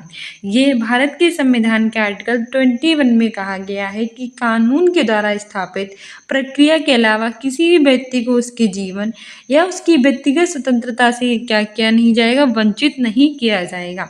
प्रत्येक व्यक्ति के लागू होता है न केवल भारतीय नागरिकों के आर्टिकल 21 के अंदर अनेक अधिकारों को शामिल करते हुए इसकी सीमा काफ़ी विस्तार है, जिसमें है कि आजीविका, स्वच्छ पर्यावरण, बेहतर स्वास्थ्य, अदालतों में तुरंत सुनवाई होना, तुरंत मतलब तुरंत सुनवाई कर देना, केंद्र में मानवीय व्यवहार से संबंधित अधिकार। उल्लेखनीय है कि प्राथमिक स्तर पर शिक्षा के अधिकार को 86वें संविधान संशोधन 2002 के द्वारा आर्टिकल 21A के तहत मौलिक अधिकार ही बना दिया गया है। ठीक है, तो समानता का अधिकार आर्टिकल 14 से 18 में है, शोषण के विरुद्ध 23-24 में है, धार्मिक स्वतंत्रता का 25 से 28 में है, शिक्षा का अधिकार भी हमारे मौलिक अधिकार ही बना दिया गया था 86वें संविधान संशोधन 2002 के द्वारा। इसमें है आर्टिकल 21 के ए में है। नेक्स्ट हमारा है कि इंसाफ में देरी यानी कि इंसाफ का कत्ल। इंसाफ में हमारी देरी होती है, जैसा कि हम देखते ही हैं कोर्ट हमेशा देरी ही करती है और इसका मतलब होता है कि इंसाफ का क्या होता है, कत्ल होता है। ये मुहावरा भारत की न्याय व्यवस्था से जुड़ी कौन सी समस्या को दर्शाता है? पहली है नौकरशाही में लाल फीताशाही, ऑप्शन बी है कि न्यायालयों द्वारा सुनवाई खत्म करने में अप्रत्याशित देरी होना, थर्ड है अपील की लंबी व्यवस्था जो कई स्तरों से होकर गुजरती है और फोर्थ है कि आरोपी को जमानत दे देना। से आंसर हो जाएगा इसमें ऑप्शन बी कि न्यायालयों के द्वारा सुनवाई को खत्म करने में अप्रत्याशित क्या होना, देरी होना। ठीक है, हमारी व्याख्या भी है कि इंसाफ में देरी होना यानी कि इंसाफ का क्या हो जाना, कत्ल होना। ये मुहावरा भारत की जो न्याय व्यवस्था है उससे जुड़ी न्यायालयों के द्वारा सुनवाई खत्म करने में अप्रत्याशित देरी होने की प्रमुख समस्या को दर्शाता है। लंबित मामलों की देर से सुनवाई होना ये याचिकाकर्ता के अधिकार का हनन होता है। इसका प्रमुख कारण है कि बढ़ती अपराध की दर, अपराध का स्तर दिन प्रतिदिन यानी लगातार जो है वो अपराध बढ़ता चला जा रहा है और अदालतों में मुकदमों की संख्या भी बढ़ रही है। मामलों की बढ़ती हुई संख्या समय पर फैसले में अप्रत्याशित देरी होने का प्रमुख कारण है। मामलों में तेजी से वृद्धि हो रही है, बड़ा अपराध बढ़ रही है, वो इसलिए क्योंकि जो पुराने हैं अपराधी वो उन्हें सज़ा नहीं मिल पा रही है और उनमें लगातार देरी होती चली जा रही है। ठीक है, नेक्स्ट हमारा है क्वेश्चन कि 2006 में लागू हुआ वन अधिकार अधिनियम एक ऐसा कानून है जो देश के अधिकारों को सुनिश्चित करता है। ऑप्शन ए है वनवासी, ऑप्शन बी है अनुसूचित जनजाति, ऑप्शन सी है पेपर मिल मालिक और ऑप्शन डी है जानवर अधिकार कार्यकर्ता। तो नीचे दिए कूटों में से सही विकल्प चयन करना है। ऑप्शन ए है ए और डी, ऑप्शन बी है ए, ऑप्शन सी है ए और बी, ऑप्शन डी है ओनली डी। से आंसर हो जाएगा ऑप्शन सी कि हमारा ए और बी ऑप्शन बिल्कुल ठीक है। हमारी व्याख्या भी है कि 2006 में लागू जो वन अधिकार अधिनियम है वो एक ऐसा कानून है जो कि वनवासी और जो अनुसूचित जनजाति है उसके अधिकारों को क्या करता है, सुनिश्चित करता है। तो आपसे पूछ ले कि अनुसूचित जनजाति और वनवासी के अधिकारों को कौन संरक्षित करता है, तो 2006 में लागू हुआ वन अधिकार अधिनियम। यह अधिनियम उन अधिकारों को मान्यता प्रदान करेगा जिन पर ये समुदाय विभिन्न प्रकार की जो जरूरतें होती हैं उनके लिए डिपेंड होते हैं, जिनमें आजीविका, निवास, अन्य सामाजिक सांस्कृतिक आवश्यकताएं शामिल हैं। यह अधिनियम है, ये आदिवासियों या फिर वनवासियों के द्वारा खेती की जाने वाली जो भूमि है उस पर स्वामित्व का अधिकार देता है। वन निवासियों के अधिकारों का विस्तार लघु वनोत्पाद और चराई क्षेत्रों तक है। वन निवासियों के अधिकार का विस्तार कहाँ तक है? लघु वनोत्पाद और चराई क्षेत्रों तक। नेक्स्ट क्वेश्चन है कि निम्नलिखित में से किस स्थिति को अनुभव करने के साथ हास्याकरण प्रायः संबंधित होता है? ऑप्शन ए है अभाव वंचन डिसएडवांटेज, ऑप्शन बी है भेदभाव डिस्क्रिमिनेशन, ऑप्शन सी है समानता इक्वालिटी और ऑप्शन डी है गर्व यानी कि प्राइड। तो हमें सही विकल्प चुनना है। Choose the correct option. Option A है ए और बी, ऑप्शन बी है ए बी और सी, ऑप्शन सी है ए और सी, ऑप्शन डी है ए और डी। से आंसर हो जाएगा ऑप्शन ए और बी, यानी कि डिसएडवांटेज अभाव वंचन और डिस्क्रिमिनेशन भेदभाव। ठीक है, हमारी व्याख्या भी है कि अभाव वंचन और भेदभाव ये अनुभव करने के साथ हास्याकरण प्रायः संबंधित होते हैं। धार्मिक संतावना, सशस्त्र संघर्ष, आत्म सुधार और शिक्षा, इन सभी मामलों में संघर्ष का चुनाव उन परिस्थितियों पर निर्भर करता है जिनमें हाशिए पर रहने वाले लोग खुद को करते हैं। और ऐसे कई उदाहरण होते हैं जिस पर हाशिए पर रहने वाले वर्ग दूसरों के वर्चस्व का क्या करते हैं? विरोध। उच्च वर्ग या सरकार के कानून नीति के अनुरूप नहीं होते हैं और हाशिए पर पड़े कई वर्ग इसके शिक्षित होते हैं और अपने अधिकारों के लिए लड़ने की कोशिश भी करते हैं। शिक्षा सबसे अच्छा अधिकार होता है जिसका उपयोग कर कर हम हाशिए के लोग कर सकते हैं। ठीक है, किसका बहुत अच्छा हथियार होता है? एजुकेशन। ठीक है, बहुत अच्छा हमारे पास वेपन होता है। समानता और गर्व ये हास्याकरण के साथ प्रायः संबंधित नहीं होते हैं। ठीक है, नेक्स्ट है कि सामाजिक विज्ञान में एक विषय के रूप में माध्यमिक स्तर पर देश सम्मिलित नहीं है। ऑप्शन ए है साइकोलॉजी मनोविज्ञान, ऑप्शन बी है जियोग्राफी भूगोल, ऑप्शन सी है हिस्ट्री इतिहास, ऑप्शन डी है पॉलिटिकल साइंस राजनीति विज्ञान। बताइए, हमारा इंपॉर्टेंट क्वेश्चन है। देखो, पूछ रहा है कि जो सामाजिक विज्ञान है सोशल साइंस है, ठीक है, इसमें एक विषय के रूप में कौन सा हमारे माध्यमिक स्तर पर सम्मिलित नहीं होता है। देखो, हमने देखा था कि जियोग्राफी भी होता है, हर जगह देखी जाती है और पूछी जाती है हमारी एसएसटी में। हिस्ट्री भी होता है, इतिहास के क्वेश्चंस बहुत ज़्यादा आते हैं और पॉलिटिकल साइंस भी होता है यानी कि समाज विज्ञान। जब हम एसएसटी पढ़ते हैं तो हमें उसमें जियोग्राफी पढ़नी पड़ती है, हिस्ट्री भी पढ़नी पड़ती है, पॉलिटिकल साइंस भी पढ़नी पड़ती है। लेकिन ये साइकोलॉजी हम उसमें नहीं पढ़ते। साइकोलॉजी हमारे पास एक अलग सब्जेक्ट होता है। ठीक है, सीडीपी जिसे हम कहते हैं, चाइल्ड डेवलपमेंट एंड पेडागोजी। तो सामाजिक विज्ञान में एक विषय के रूप में माध्यमिक स्तर पर मनोविज्ञान सम्मिलित नहीं है, जबकि जियोग्राफी हिस्ट्री और पॉलिटिकल साइंस ये तीनों ही सम्मिलित हैं। नहीं पूछा है तो ऑप्शन ए सही हो जाएगा। ठीक है, आई होप आपको समझ में आ गया होगा। हमारी व्याख्या भी है कि सामाजिक विज्ञान में एक विषय के रूप में माध्यमिक स्तर पर जो मनोविज्ञान है वो सम्मिलित नहीं है, बल्कि भूगोल जियोग्राफी इतिहास हिस्ट्री और राजनीतिक विज्ञान पॉलिटिकल साइंस ये तीनों सामाजिक विज्ञान में एक सब्जेक्ट के रूप में सम्मिलित होते हैं। यानी कि एसएसटी में हमें ये सारी चीज़ें पढ़नी पड़ती हैं। माध्यमिक स्तर की शिक्षा प्राथमिक और उच्च जो शिक्षा है इसके मध्य यानी बीच की शिक्षा होती है। प्राइमरी लेवल हमारा 1 to 5 होता है, इसके ऊपर की शिक्षा यानी 6 to 8 की होती है हमारी जूनियर लेवल की शिक्षा। ठीक है, शिक्षा के विषय में आते हैं सामाजिक विज्ञान की विषय वस्तु के शिक्षण में बालक की अवधारणात्मक समझ भी विकसित हो जाती है, ये भी याद रखना। नेक्स्ट क्वेश्चन कह रहा है कि historical studies help in development of देश, यानी कि ऐतिहासिक अध्ययन देश के विकास में मदद करते हैं। ऑप्शन ए है आध्यात्मिक पक्ष के स्तर, ऑप्शन बी है ज्ञानात्मक पक्ष के स्तर, ऑप्शन सी है मनोक्रियात्मक पक्ष के स्तर, ऑप्शन डी है आर्थिक पक्ष के स्तर। तो बताइए, ऐतिहासिक अध्ययन देश के विकास में मदद करते हैं। से आंसर हो जाएगा हमारा ऑप्शन बी कॉग्निटिव डोमेन यानी कि ज्ञानात्मक पक्ष के स्तर। ऐतिहासिक अध्ययन जो होता है, जो हिस्टोरिकल स्टडीज़ होती है, ये हमारी कॉग्निटिव डोमेन यानी कि ज्ञानात्मक पक्ष के स्तर के विकास में मदद करती है। ठीक है, हमारी व्याख्या भी है कि ऐतिहासिक अध्ययन ये हमारे ज्ञानात्मक पक्ष के स्तर के विकास में हेल्प करता है। ज्ञानात्मक का संबंध सूचनाएं जो होती हैं उनका ज्ञान और जो तथ्यों की होती है जानकारी उससे होता है। ज्ञानात्मक पक्ष के अंतर्गत शिक्षार्थी शब्दों, प्रतीकों, परिभाषाओं और सूत्रों को प्रमुख अवधारणा के रूप में याद करते हैं। बेंजामिन ब्लूम ने व्यवहार में होने वाले परिवर्तनों के पक्ष को 3 श्रेणियों में बांटा है। तो ऐतिहासिक अध्ययन किसमें होता है? ज्ञानात्मक पक्ष के स्तर में हमारी हेल्प करता है और इसमें संबंध किससे होता है? सूचनाओं का ज्ञान और तथ्यों की जानकारी से। और ज्ञानात्मक पक्ष के अंतर्गत शिक्षार्थी शब्दों का, प्रतीकों का, परिभाषाओं और सूत्रों के जो प्रमुख अवधारणा होती है उसको याद करते हैं। बेंजामिन ब्लूम ने व्यवहार में होने वाले परिवर्तनों के पक्ष को 3 श्रेणियों में बांटा है। 3 श्रेणियों में किसने? बेंजामिन ब्लूम ने। कौन कौन सी है हमारी बेंजामिन ब्लूम की 3 श्रेणियाँ? पहली होती है संज्ञानात्मक पक्ष जो हमारे सिर से संबंधित होता है, हेड से।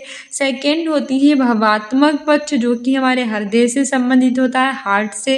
थर्ड होता है मनोप्रेरणा पक्ष जो कि हमारे हाथ यानी कि हैंड से संबंधित होता है। ठीक है, तो याद रखना बेंजामिन ब्लूम ने व्यवहार में 3 प्रकार की श्रेणियों को इन्हें बांटा है। संज्ञानात्मक सिर से संबंधित, भावात्मक हृदय से संबंधित, मनोप्रेरणा हाथ से संबंधित। पूर्व में हुई घटनाओं का वर्तमान के साथ जोड़ना ही ये ज्ञानात्मक पक्ष के अंतर्गत आता है।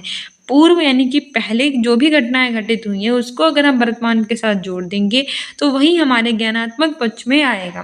पूर्व में हुई कोई भी घटना हमारे मस्तिष्क में तभी आती है जब संज्ञान का स्तर क्रियाशील रहता है।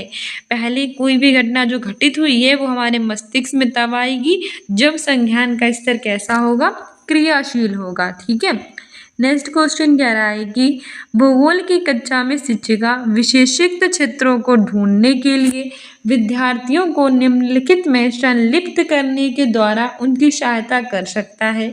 ऑप्शन ए है कि कुछ विशिष्ट विशेषताओं को पहचानने और रिकॉर्ड करने। ऑप्शन बी है कि मानचित्र का अध्ययन करने। थर्ड है मानचित्र पर सूचना को ढूंढने और फोर्थ है कि विश्वकोश का उपयोग करने। ऑप्शन ए है कि फर्स्ट, सेकंड और फोर्थ सही है। सेकंड ऑप्शन है कि फर्स्ट, सेकंड और थर्ड सही है। थर्ड ऑप्शन है कि फर्स्ट, थर्ड और फोर्थ सही है और फोर्थ ऑप्शन है सेकंड, थर्ड और फोर्थ सही है। सही आंसर हो जाएगा ऑप्शन बी, फर्स्ट, सेकंड और थर्ड सही है।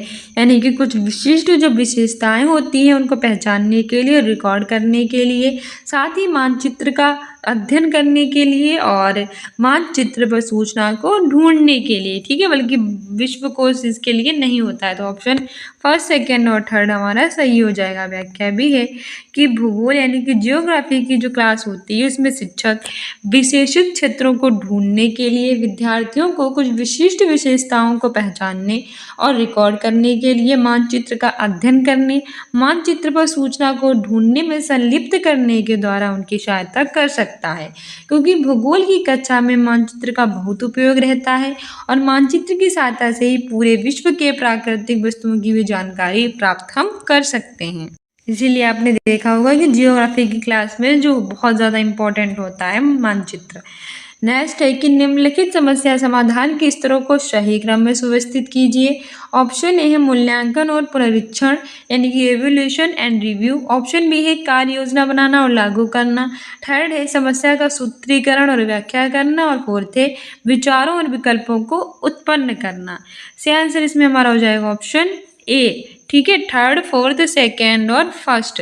तो हमारा ऑप्शन थर्ड ए बिल्कुल सही है। सबसे पहले थर्ड आएगा यानी कि हम समस्या का सूत्रीकरण करेंगे और उसकी व्याख्या करेंगे। क्या करेंगे?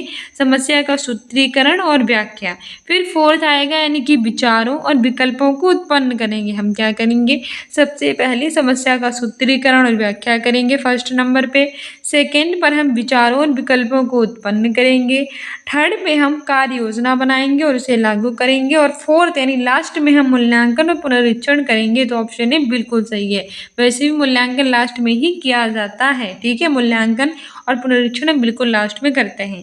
सबसे पहले हम समस्या का सूत्रीकरण और व्याख्या करेंगे, फिर हम विचारों और विकल्पों को उत्पन्न करेंगे, फिर हम कार्य योजना बनाएंगे और लागू करेंगे, लास्ट में मूल्यांकन और पुनरीक्षण करेंगे, ठीक है। हमारी व्याख्या भी है कि समस्या समाधान के जो स्तर है उसका सही क्रम इस तरह से है कि समस्या का सूत्रीकरण और व्याख्या करना, विचारों और विकल्पों को उत्पन्न करना, कार्य योजना बनाना और लागू करना, मूल्यांकन और पुनरीक्षण करना। नेक्स्ट क्वेश्चन है कि मान लीजिए आप सरल से जटिल उपागम में पाठ्यचर्या को सुव्यवस्थित करना चाहते हैं। नीचे दिए गए उपागम को उपयुक्त अनुक्रम में लगाकर उपयुक्त विकल्प का चयन करें। पहला है परिवार में रहना, सेकंड है भारत के वन क्षेत्र, थर्ड है पड़ोस में परिवार और फोर्थ है बहुत पहले के समुदाय।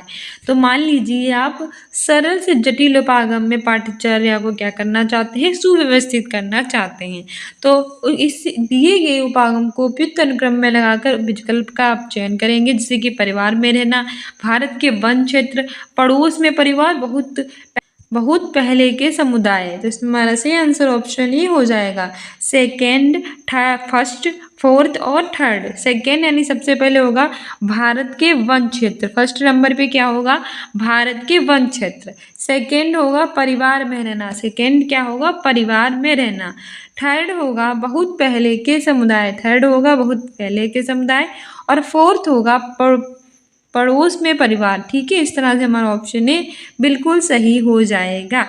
भारत के वन क्षेत्र, परिवार में रहना, बहुत पहले के समुदाय और पड़ोस में परिवार। हमारी व्याख्या भी है कि सरल से जटिल उपागम में पाठ्यचर्या को सुव्यवस्थित करने के लिए निम्न उपागम को अनुक्रम में लगाया जाता है, जैसे कि परिवार में रहना, पड़ोस में परिवार, बहुत पहले के समुदाय, भारत के वन क्षेत्र। औपचारिक शिक्षा के क्षेत्र में पाठ्यचर्या या पाठ्यक्रम करिकुलम विद्यालय या विश्वविद्यालय में प्रदान किए जाने वाले पाठ्यक्रमों और उनकी सामग्री को कहते हैं, क्या कहते हैं, विश्वविद्यालय में प्रदान किए जाने वाले पाठ्यक्रमों और उनकी सामग्री को हम कहते हैं। निम्नलिखित मानचित्रों में से कौन से मानचित्र का आप कक्षा में पृथ्वी की प्राकृतिक विशेषताओं को दर्शाने के लिए उपयोग करेंगे। यानी कि कई सारे मानचित्र होते हैं, उसमें से हम कौन सा मानचित्र का प्रयोग करेंगे अगर हमें क्लास रूप में पृथ्वी की जो प्राकृतिक विशेषताएं होती हैं उनको दर्शाना है। ऑप्शन ए है फिजिकल में भौतिक मानचित्र, ऑप्शन बी है पॉलिटिकल में राजनीति मानचित्र, ऑप्शन सी है थीमेटिक में कथ्यपरक थीमेटिक मानचित्र, ऑप्शन डी है नेचुरल में प्राकृतिक मानचित्र। तो बताइए पृथ्वी के लिए आपको दर्शाना है क्लासरूम में, तो किसका प्रयोग करेंगे। इससे आंसर हो जाएगा ऑप्शन ए फिजिकल में यानी भौतिक मानचित्र को आप प्रयोग करेंगे, ठीक है। ऑप्शन ए बिल्कुल सही है। हमारी व्याख्या भी है कि भौतिक मानचित्र का उपयोग कक्षा में पृथ्वी की जो प्राकृतिक विशेषताएं होती हैं उनको दर्शाने के लिए किया जाता है। मानचित्र हमारी पृथ्वी की सतह और फिर इसके एक भाग को पैमाने के माध्यम से चपटी सतह पर खींचा गया चित्र है। मानचित्र हमारी कई सारी जो ज़रूरतें होती हैं उनके लिए कई बहुत ज़्यादा आवश्यक होता है और ये कई प्रकार के होते हैं, जैसे कि भौतिक मानचित्र। तो भौतिक मानचित्र पृथ्वी के जो प्राकृतिक आकृति जैसे कि पर्वत है, पठार है, मैदान है, हमारी जो नदियां हैं, रिवर्स, महासागर हैं, इन सबको दर्शाने के लिए प्रयोग किए जाते हैं, ठीक है। इन्हें भौतिक मानचित्र या उच्चावच मानचित्र भी कहते हैं। सेकंड होता है राजनीतिक मानचित्र। ये हमारे राज्यों, नगरों, शहरों, गाँव और विश्व के विभिन्न देशों और राज्यों तथा उनकी जो सीमाएं होती हैं उनको दर्शाने वाले मानचित्र को हम राजनीतिक मानचित्र कहते हैं। तो आपसे पूछेगा कि भौतिक मानचित्र क्या है, तो पृथ्वी की प्राकृतिक आकृति जैसे कि पर्वत, पठार, मैदान, नदियाँ, महासागर, इन सबको दर्शाने वाला मानचित्र भौतिक या उच्चवच मानचित्र है। फिर आपसे पूछेगा राजनीतिक मानचित्र क्या है, तो राज्य, नगर, शहर, गांव और विश्व के विभिन्न देशों, राज्यों और उनकी सीमाओं को दर्शाने वाले मानचित्र राजनीतिक मानचित्र होते हैं, ठीक है। थर्ड आपसे पूछेगा थीमेटिक मानचित्र क्या होते हैं, तो ये भी जान लिए पूछा जाता है एग्जाम में कि कुछ मानचित्र विशेष जानकारियों को प्रदान करते हैं, जैसे कि हमारी सड़क मानचित्र, वर्षा मानचित्र, वन तथा उद्योग आदि का जो वितरण होता है, इनको दर्शाने वाले मानचित्र हमारे थीमेटिक मानचित्र कहलाते हैं। ठीक है, मानचित्र के 3 घटक होते हैं, दूरी, दिशा और प्रतीक। ठीक है, distance, direction and symbol. Next question है, एक सामाजिक विज्ञान की शिक्षिका अपने विद्यार्थियों से उनके अपने क्षेत्र में स्वास्थ्य सुविधाओं की दशा पर जांच करवाना चाहती है। निम्नलिखित में से उनकी पाठ्य योजना में क्या स्थान पा सकता है? ऑप्शन ए है कि स्थानीय स्वास्थ्य केंद्र में भ्रमण का आयोजन करना, यानी कि एक जो सोशल साइंस की टीचर है वो अपने विद्यार्थियों से उनके अपने क्षेत्र में स्वास्थ्य सुविधाएं उनकी दशा पर क्या करवाना चाहती है? जांच। तो पाठ्य योजना में क्या स्थान पा सकती है वो? जैसे कि स्थानीय स्वास्थ्य केंद्र में भ्रमण का आयोजन कर देना। सेकेंड है कि सरकार को गरीबों को स्वास्थ्य सेवाएं क्यों उपलब्ध करवानी चाहिए, इस पर चर्चा का आयोजन। थर्ड है कि पूरे विश्व में बच्चों में पाए जाने वाले कुपोषण के जो आंकड़े हैं वो दिखाना।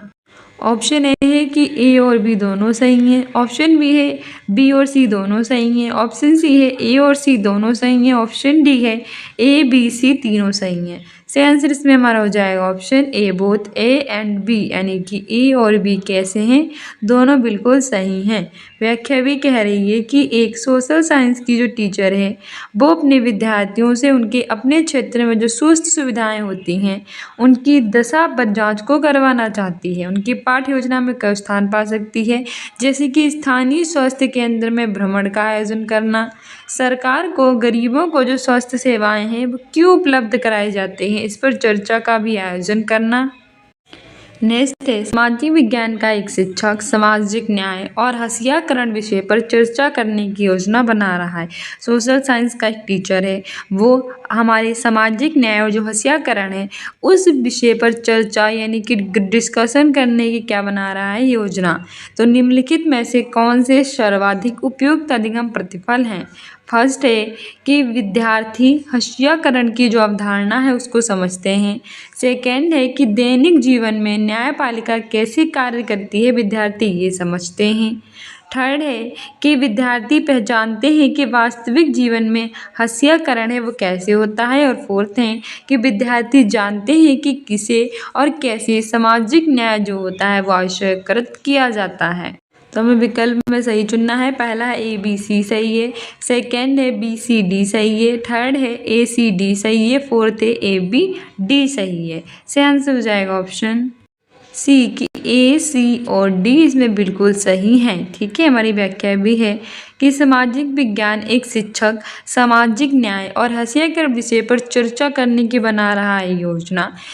सबसे ज़्यादा उपयोग अधिगम प्रतिफल निम्न है, जैसे कि विद्यार्थी हंसियाकरण की जो अवधारणा होता है उसको समझते हैं। विद्यार्थी क्या करते हैं कि हंसियाकरण की हमारी एक अवधारणा होती है उसको क्या करते हैं? समझते हैं।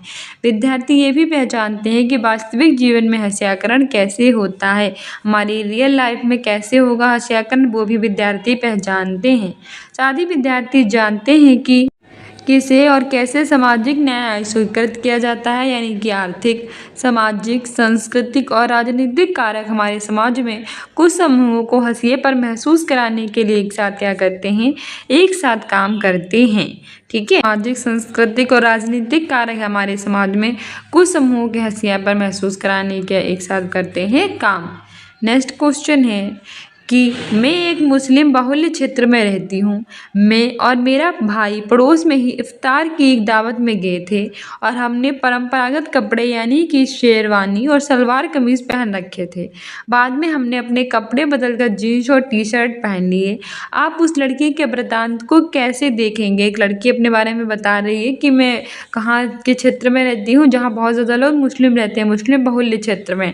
मेरा और मेरा भाई दोनों इफ्तार की एक दावत में गए थे। हमने वहाँ का परंपरागत कपड़ा, परंपरागत यानी कि वहाँ शेरवानी और सलवार कमीज़ पहनी जाती थी, हमने भी वही पहना और बाद में हमने अपने कपड़े बदलकर जीन्स और टी शर्ट पहन लिए। तो आप उस लड़की के वृत्तांत को देखेंगे कैसे? पहला ऑप्शन है कि कपड़ों को पहचान के निशान के रूप में भी देखा जा सकता है। सेकेंड है जो कपड़े पहनते हैं उनको लेकर हम पूर्वग्राही हो सकते हैं। थर्ड है कपड़ों को आराम के लिए और मौके के अनुसार पहनना चाहिए। तो तो हमें सही विकल्प चुनना है। फर्स्ट है ए और बी सही है, सेकंड है ए और सी सही है, थर्ड है बी और सी सही है, फोर्थ है कि ए बी और सी सही है। से आंसर हो जाएगा इसमें ऑप्शन बी कि हमारा इसमें ए और सी बिल्कुल सही है। ठीक है, ए और सी मतलब कि कपड़ों को पहचान के निशान के रूप में भी देखा जा सकता है, यानी कि कपड़ों की अपनी एक पहचान होती है, उसी के निशान के रूप में देखते हैं। साथ ही थर्ड भी सही है कि कपड़ों को आराम के लिए और मौके के अनुसार पहनना चाहिए। कहाँ मौके के अनुसार मतलब अगर हम कहीं ऐसी जगह पे गए हैं जैसे मंदिर, मस्जिद, गुरुद्वारा या फिर कोई ऐसे हमारे सांस्कृतिक चीज़ जगह पर गए हैं तो हमें ऐसे अच्छे कपड़े पहनने चाहिए कि वहाँ के माहौल के हिसाब से अच्छे लगें। वैसे ही कहीं हम क्लब पार्टी में गए हैं तो हमें उसके अनुसार कपड़े पहनने चाहिए। मतलब ये कह रहा है कि अपने हर एक जगह के अनुसार एक तरह के कपड़े होते हैं। जैसे सोते टाइम तो भारी भरकम लहंगा वगैरह पहन कर सो नहीं सकते, उसके लिए हमें नाइट सूट या फिर कुछ मतलब हल्के कपड़े पहनकर सोने चाहिए। तो हर एक कपड़ा हर एक मौके के अनुसार ही पहनना चाहिए। ठीक है, ये आराम के लिए और मौके के अनुसार पहने जाते हैं और ये निशान के रूप में भी होते हैं। हमारी व्याख्या भी कह रही है कि मैं एक मुस्लिम बहुल्य क्षेत्र में रहती हूँ। मैं और मेरा भाई पड़ोस के ही इफ्तार की दावत में गया था और हमने वहाँ के परंपरागत कपड़े यानी शेरवानी और सलवार कमीज पहनी थी। मतलब ये था कि हमने जो थे वहाँ के निशानी के रूप में भी देखते हैं कपड़ों को और आराम और मौके के अनुसार पहनते हैं। नेक्स्ट है, निम्नलिखित में से किन प्रश्नों से छात्रों के आलोचनात्मक विवेचन को प्रोत्साहन मिलता है।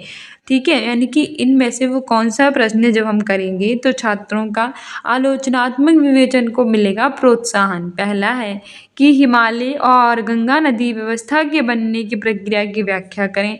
हम हिमालय और जो गंगा नदी है उसकी व्यवस्था है उसके बनने की प्रक्रिया की व्याख्या करें। सेकेंड है कि बहुदलीय व्यवस्था के गुण और अवगुण क्या क्या हैं। जो बहुदलीय व्यवस्था है उसके गुण और अवगुण क्या क्या हैं। थर्ड है कि झारखंड में इस्पात और स्टील उद्योग स्थापित करने की उचित स्थितियाँ कौन कौन सी हैं। और फोर्थ है कि आज के गांव और महाजनपद के समय के गांव की व्यवस्था में 3 अंतरों को बताइए।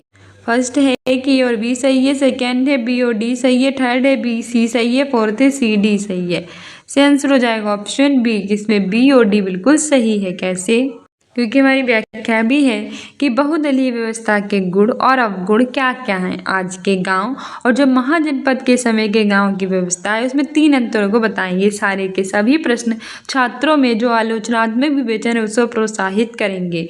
आलोचनात्मक प्रश्न करने से जो छात्र होते हैं उनके अंदर तर्क करने और आमूरत चिंतन का भी क्या होता है, विकास होता है। इसलिए आलोचनात्मक प्रश्न पूछे जाते हैं जिससे वो तर्क कर सकें और आमूरत चिंतन भी कर सकें। ठीक है, और हम उनसे पूछेंगे कि आज के गांव और महाजनपद के समय गांव की व्यवस्था के बारे में 3 अंतर को बताएंगे और बहुदलीय व्यवस्था के गुण अवगुण क्या क्या है। तो इससे उनके आमूल चिंतन और तर्क को भी क्या मिलेगा, विकास मिलेगा। क्या मिलेगा, विकास मिलेगा। ठीक है, नेक्स्ट है कि निम्नलिखित कथनों ए और आर को पढ़िए तथा सही विकल्प का चयन कीजिए। अभिकथन ये है कि ब्रांडिंग का अर्थ है कि किसी उत्पाद पर किसी विशेष नाम या चिन्ह की मोहर लगाना ताकि एक उत्पाद को बाजार में प्रचलित जो अन्य उत्पाद हैं उनसे अलग यानी भिन्न देखें। ब्रांडिंग क्या होती है, लोग कहते हैं कि ब्रांडिंग है। ब्रांडिंग मतलब होता है कि किसी उत्पाद पर किसी विशेष नाम या फिर चिन्ह की हम क्या लगाते हैं, मोहर, जिससे हमें एक उत्पाद को बाजार में प्रचलित जो अन्य उत्पाद हैं उनसे उन्हें क्या दिखा सके, अलग दिखा सके। बताइए सही है कि नहीं। कारण है कि ब्रांडिंग या दागना पशुपालन की जरूरत से उभरा एक शब्द है जहाँ के मालिकों ने पशुओं पर पहचान की समस्या को दूर करने के लिए अपने खास चिन्ह लगाने के बारे में सोचा था। फर्स्ट है कि और दोनों सही और सही व्याख्या करते हैं। सेकंड है कि सही तो हैं दोनों लेकिन सही व्याख्या नहीं करते हैं। थर्ड है कि ये तो सही है लेकिन आर गलत है। और फोर्थ है कि और दोनों गलत हैं। से आंसर हो जाएगा ऑप्शन ए, क्योंकि इसमें ए और आर दोनों बिल्कुल सही हैं और एक ही आर बिल्कुल सही व्याख्या कर रहा है। क्योंकि ब्रांडिंग का अर्थ होता है कि किसी उत्पाद पर किसी विशेष नाम या फिर चिन्ह की क्या लगा देना, मोहर, जिससे एक उत्पाद को बाजार में प्रचलित जो अन्य उत्पाद होते हैं उनसे अलग यानी कि भिन्न रूप में हम देख सकें। साथ ही उत्पादों से जुड़ा एक ब्रांड मूल्य होता है जिनके साथ उपभोक्ता अपने को क्या कर देता है, जोड़ता है। ब्रांडिंग या फिर दागना पशुपालन की जरूरत से उभरा हुआ एक शब्द होता है, जहां मालिकों ने पशुओं पर पहचानने की जो समस्या होती है उसको दूर करने के लिए अपने खास चिन्ह लगाने के बारे में सोचा था। उदाहरण हम ले सकते हैं कि साबुन तो बहुत है, लेकिन हर कंपनी को अपने साबुन को एक अलग नाम देना होगा, इसीलिए तो हम साबुन को एक और ब्रांड बनते हैं। अच्छा, ऐसा करने से वे साबुन का एक और ब्रांड बनते हैं, इसलिए और दोनों सही और सही व्याख्या है। यानी कि जब तक हम कहेंगे नहीं कि ये पियर्स है, ये लक्स है, ये डिटॉल है, ये अलग साबुन है, तो उस साबुन का जब तक हम नाम नहीं देंगे तब तक हमें पता कैसे चलेगा कि कौन सा ब्रांड है। ठीक है, तो उनके ब्रांड जो होता है उनके एक अलग प्रकार से नाम दिया जाता है। ठीक है, हमारा नेक्स्ट क्वेश्चन है कि निम्नलिखित कथनों ए और आर पर विचार करें और सही विकल्प का हमें चयन करना है। हमारा अभिगत कथन ये है कि सामाजिक विज्ञान सामग्रियों के जो विकास होता है उसके विकेंद्रीकरण करने की जरूरत है, जहां शिक्षक विद्यार्थियों और समुदाय के सदस्य अपनी वास्तविकताओं को प्रस्तुत करें। यानी सोशल साइंस में सामग्रियों के विकास का विकेंद्रीकरण करने की हमें जरूरत पड़ती है। क्यों पड़ती है? क्योंकि शिक्षक विद्यार्थी और समुदाय के सदस्य अपनी जो वास्तविकताएं होती हैं उनको क्या कर सके, प्रस्तुत कर सकें। कारण भी है कि विकेंद्रीकरण विभिन्न क्षेत्रों सामाजिक समूहों से आए विद्यार्थियों को जिन सामाजिक विज्ञान पाठ्यचर्या सामग्रियों के साथ वे काम करते हैं उनके साथ जोड़कर देखने में सबल बनाता है। ठीक है, तो ऑप्शन ए है कि और दोनों सही और बिल्कुल सही व्याख्या करते हैं। सेकेंड है सही तो है दोनों, पर वो सही व्याख्या नहीं करते हैं। थर्ड है कि ये सही है लेकिन आर गलत, और फोर्थ है कि ये और दोनों गलत हैं। से आंसर हो जाएगा ऑप्शन ए के, इसमें ए और दोनों सही हैं और ए की आर जो है वो बिल्कुल सही व्याख्या करता है। हमारी व्याख्या भी है कि सोशल साइंस यानी कि सामाजिक विज्ञान सामग्रियों के विकास का विकेंद्रीकरण करने की ज़रूरत होती है, जहाँ पे शिक्षक विद्यार्थी और समुदाय के सदस्य अपनी वास्तविकताओं को क्या करते हैं, प्रस्तुत करें, जिससे सामाजिक विज्ञान में कई विषयों का समावेश होता है। उन सभी विषयों को हम जब एक साथ पढ़ने के लिए शिक्षक और छात्र के मध्य एक अच्छा सामंजस्य बनाते हैं। विकेंद्रीकरण अलग अलग क्षेत्रों और सामाजिक समूहों से आए विद्यार्थियों को जिन सामाजिक विज्ञान सोशल साइंस पाठ्यचर्या सामग्रियों साथ वे काम करते हैं उनके साथ जोड़कर देखने में भी सबल बनाता है। इसलिए बिल्कुल सही कह रहे हैं दोनों ऑप्शन, और व्याख्या भी बिल्कुल सही कह रहे हैं। नेक्स्ट हमारा इतने अभिकथन और कारण पूछे जाते हैं कि प्रश्न करने वाला इंसान बिल्कुल दिमाग उसका खराब हो जाता है। देखिए, आप खुद ही देखिए कितने सारे पूछे गए, पर क्या करें, हम एग्जाम में अगर पास होना है तो ऐसे क्वेश्चंस को सॉल्व करना ही पड़ेगा। नेक्स्ट है कथन कि परंपरागत रूप से सामाजिक विज्ञान पाठ्यचर्या में जेंडर संबंधी जो मुद्दे हैं उनके समायोजन में स्त्रियों के उदाहरणों को शामिल करते हैं। कारण आ रहे हैं कि किसी भी ऐतिहासिक घटना और समकालीन मुद्दों की चर्चा में स्त्री परिप्रेक्ष्य को एकीकृत करने की आवश्यकता है। फर्स्ट है कि दोनों सही हैं, सेकेंड है कि दोनों गलत हैं, थर्ड है ये तो सही है लेकिन आर गलत है, फोर्थ है कि ये गलत है लेकिन आर सही है। तो सही आंसर हो जाएगा ऑप्शन ए कि both A and are true, यानी कि और दोनों सही हैं। हमारी व्याख्या भी है परंपरागत रूप से सामाजिक विज्ञान पाठ्यचर्या में जेंडर संबंधी मुद्दों के समायोजन में स्त्रियों के उदाहरणों को शामिल करते हैं। जो जेंडर संबंधी मुद्दे होते हैं उसमें पुरुष और महिलाओं के कार्यों और व्यवहारों को परिभाषित करते हैं, जबकि सेक्स शब्द जैविक और एक शारीरिक घटना को करता है प्रतिबिंबित। अपने वर्तमान के सामाजिक ढांचा में पुरुषों को महिला से श्रेष्ठ माना जाता है, बल्कि ये धारणा बिल्कुल होती है गलत होती है क्योंकि लैंगिक पूर्वाभास से ग्रसित किसी भी ऐतिहासिक घटना और समकालीन मुद्दों की चर्चा में स्त्री परिप्रेक्ष्य को एकीकृत करने की आवश्यकता है। लैंगिक आधार पर पुरुष और महिलाओं के साथ भेदभाव बिल्कुल नहीं करना चाहिए, इसलिए ए और आर दोनों कारण सही हैं। नेक्स्ट है कि इनमें से कौन द्वितीयक स्रोत का उदाहरण है, जैसे कि विद्वानों की पत्रिकाएं, आत्मकथाएं, डायरी और तस्वीरें। तो ऑप्शन ए कि विकल्प ए सही है, बी है कि ये बी सही है, थर्ड है कि ये बी सी सही है, फोर्थ है कि बी और डी सही है।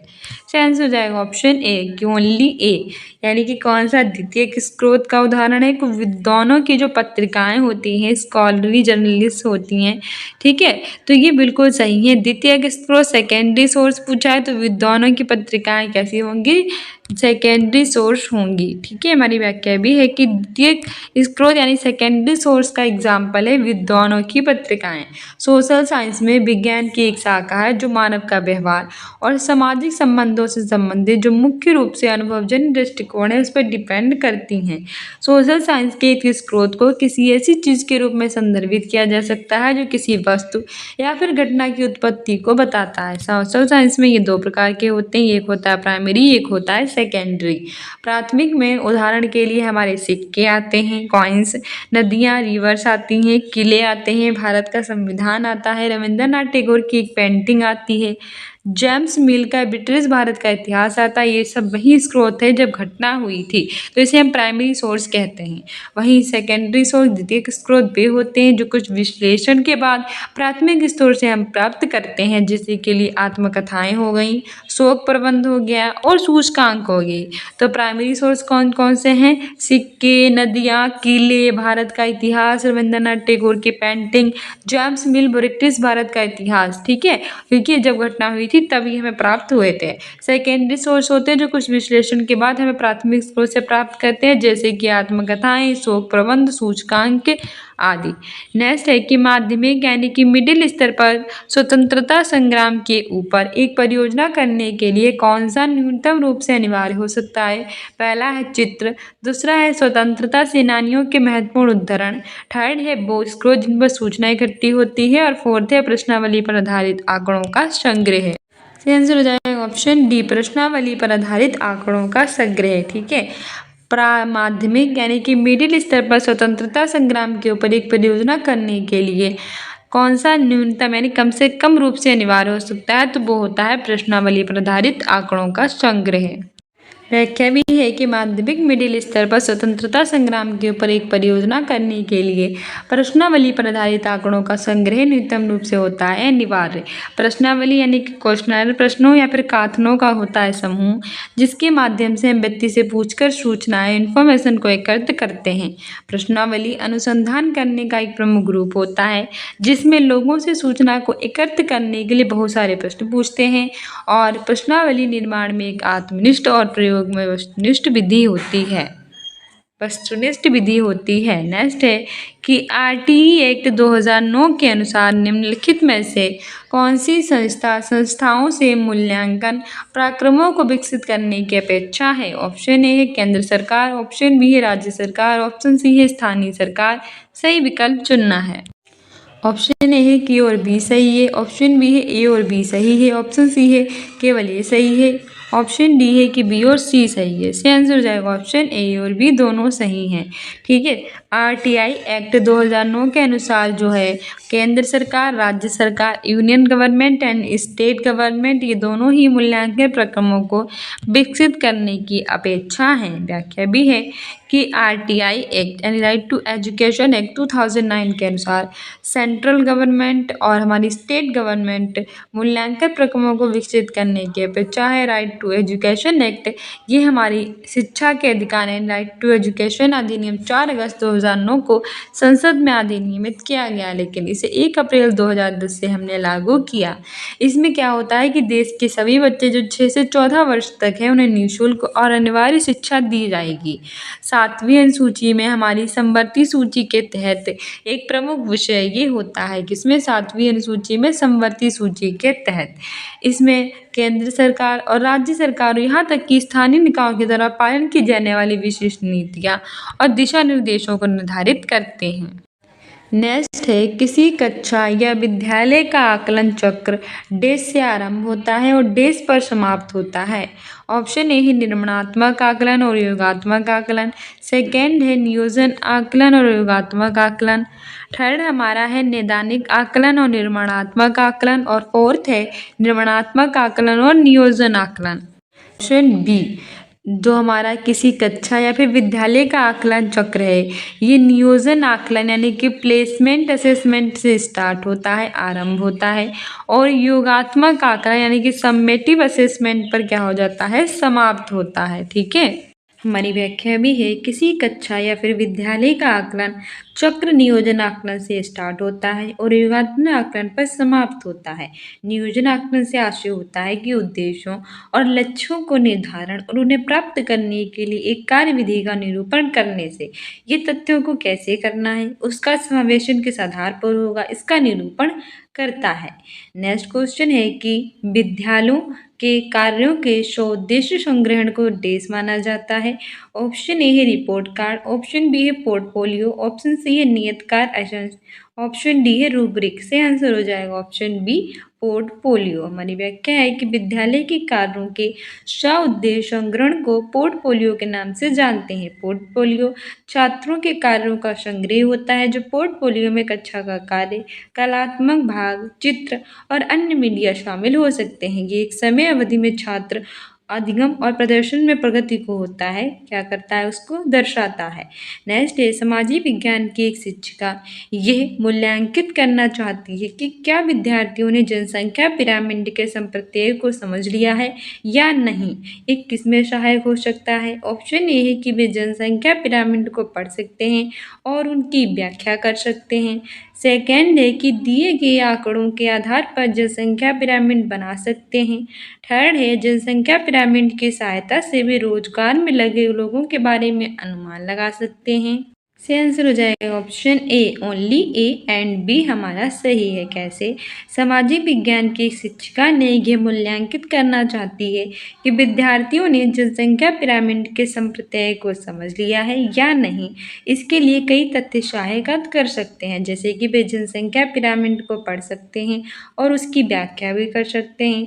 साथ ही दिए गए आंकड़ों के आधार पर जनसंख्या पिरामिड को भी बना सकते हैं। जो जनसंख्या पिरामिड होता है एक द्विमासिक होता है जिसमें विभिन्न यानी कि अलग अलग आयु वर्ग की जनसंख्या का त्रिकोणात्मक प्रदर्शन किया जाता है। यह आबादी के निवासियों का एक क्या होता है, ग्राफिक प्रोफाइल है। नेक्स्ट है निम्न में से कौन से प्रश्न अधिगमकर्ताओं के विश्लेषण करने के कौशल को आंकते हैं। पहला, अगर हिमालय की सभी हिमनदी पिघल जाए तो भारत में मानव जीवन पर इसका क्या प्रभाव पड़ेगा। सेकेंड है हम उपभोक्ता न्यायालय में कैसे केस दाखिल कर सकेंगे। थर्ड है वित्त आयोग क्या है, राज्य वित्त आयोग के मुख्य काम क्या हैं। और फोर्थ है कि भारत में राष्ट्रीय एकीकरण क्यों आवश्यक है। से आंसर हो जाएगा option D, only A and D, केवल ए और डी सही है। व्याख्या भी है कि अधिगमकर्ताओं के विश्लेषण करने के निम्न कौशल आंके जाते हैं, जैसे कि अगर हिमालय की सभी हिमनदी पिघल जाए तो भारत में मानव जीवन पर इसका प्रभाव क्या पड़ेगा। भारत में राष्ट्रीय एकीकरण आवश्यक क्यों है। और जब हम अधिगम की प्रक्रिया के द्वारा अनुक्रियाओं को ऐसी समवर्गीय श्रृंखला का अर्जन करते हैं जिन्हें पूर्ण दक्षता के साथ संपन्न किया जाता है, तो इस प्रकार की उपलब्धि को कुशलता या फिर कौशल का नाम दिया जाता है। आई होप आपको समझ में आएगा। कोई भी कन्फ्यूज़न हुई हो तो प्लीज़ कमेंट बॉक्स में बताइएगा, हम उस कन्फ्यूज़न को दूर करेंगे। हम आपके CDP, हिंदी और SST के सारे PYQ कराएंगे। तो हमारे चैनल के साथ जुड़ जाइए। होम एजुकेशन के नाम से हमें इंस्टाग्राम, टेलीग्राम, फेसबुक, व्हाट्सएप हर जगह से फॉलो कर लीजिए अपने एग्ज़ाम में बेटर करने के लिए। साथ ही कमेटी पोस्ट में आंसर भी दिया कीजिए। ठीक है, मिलते हैं नेक्स्ट वीडियो में। Don't forget to subscribe our channel. Thank you.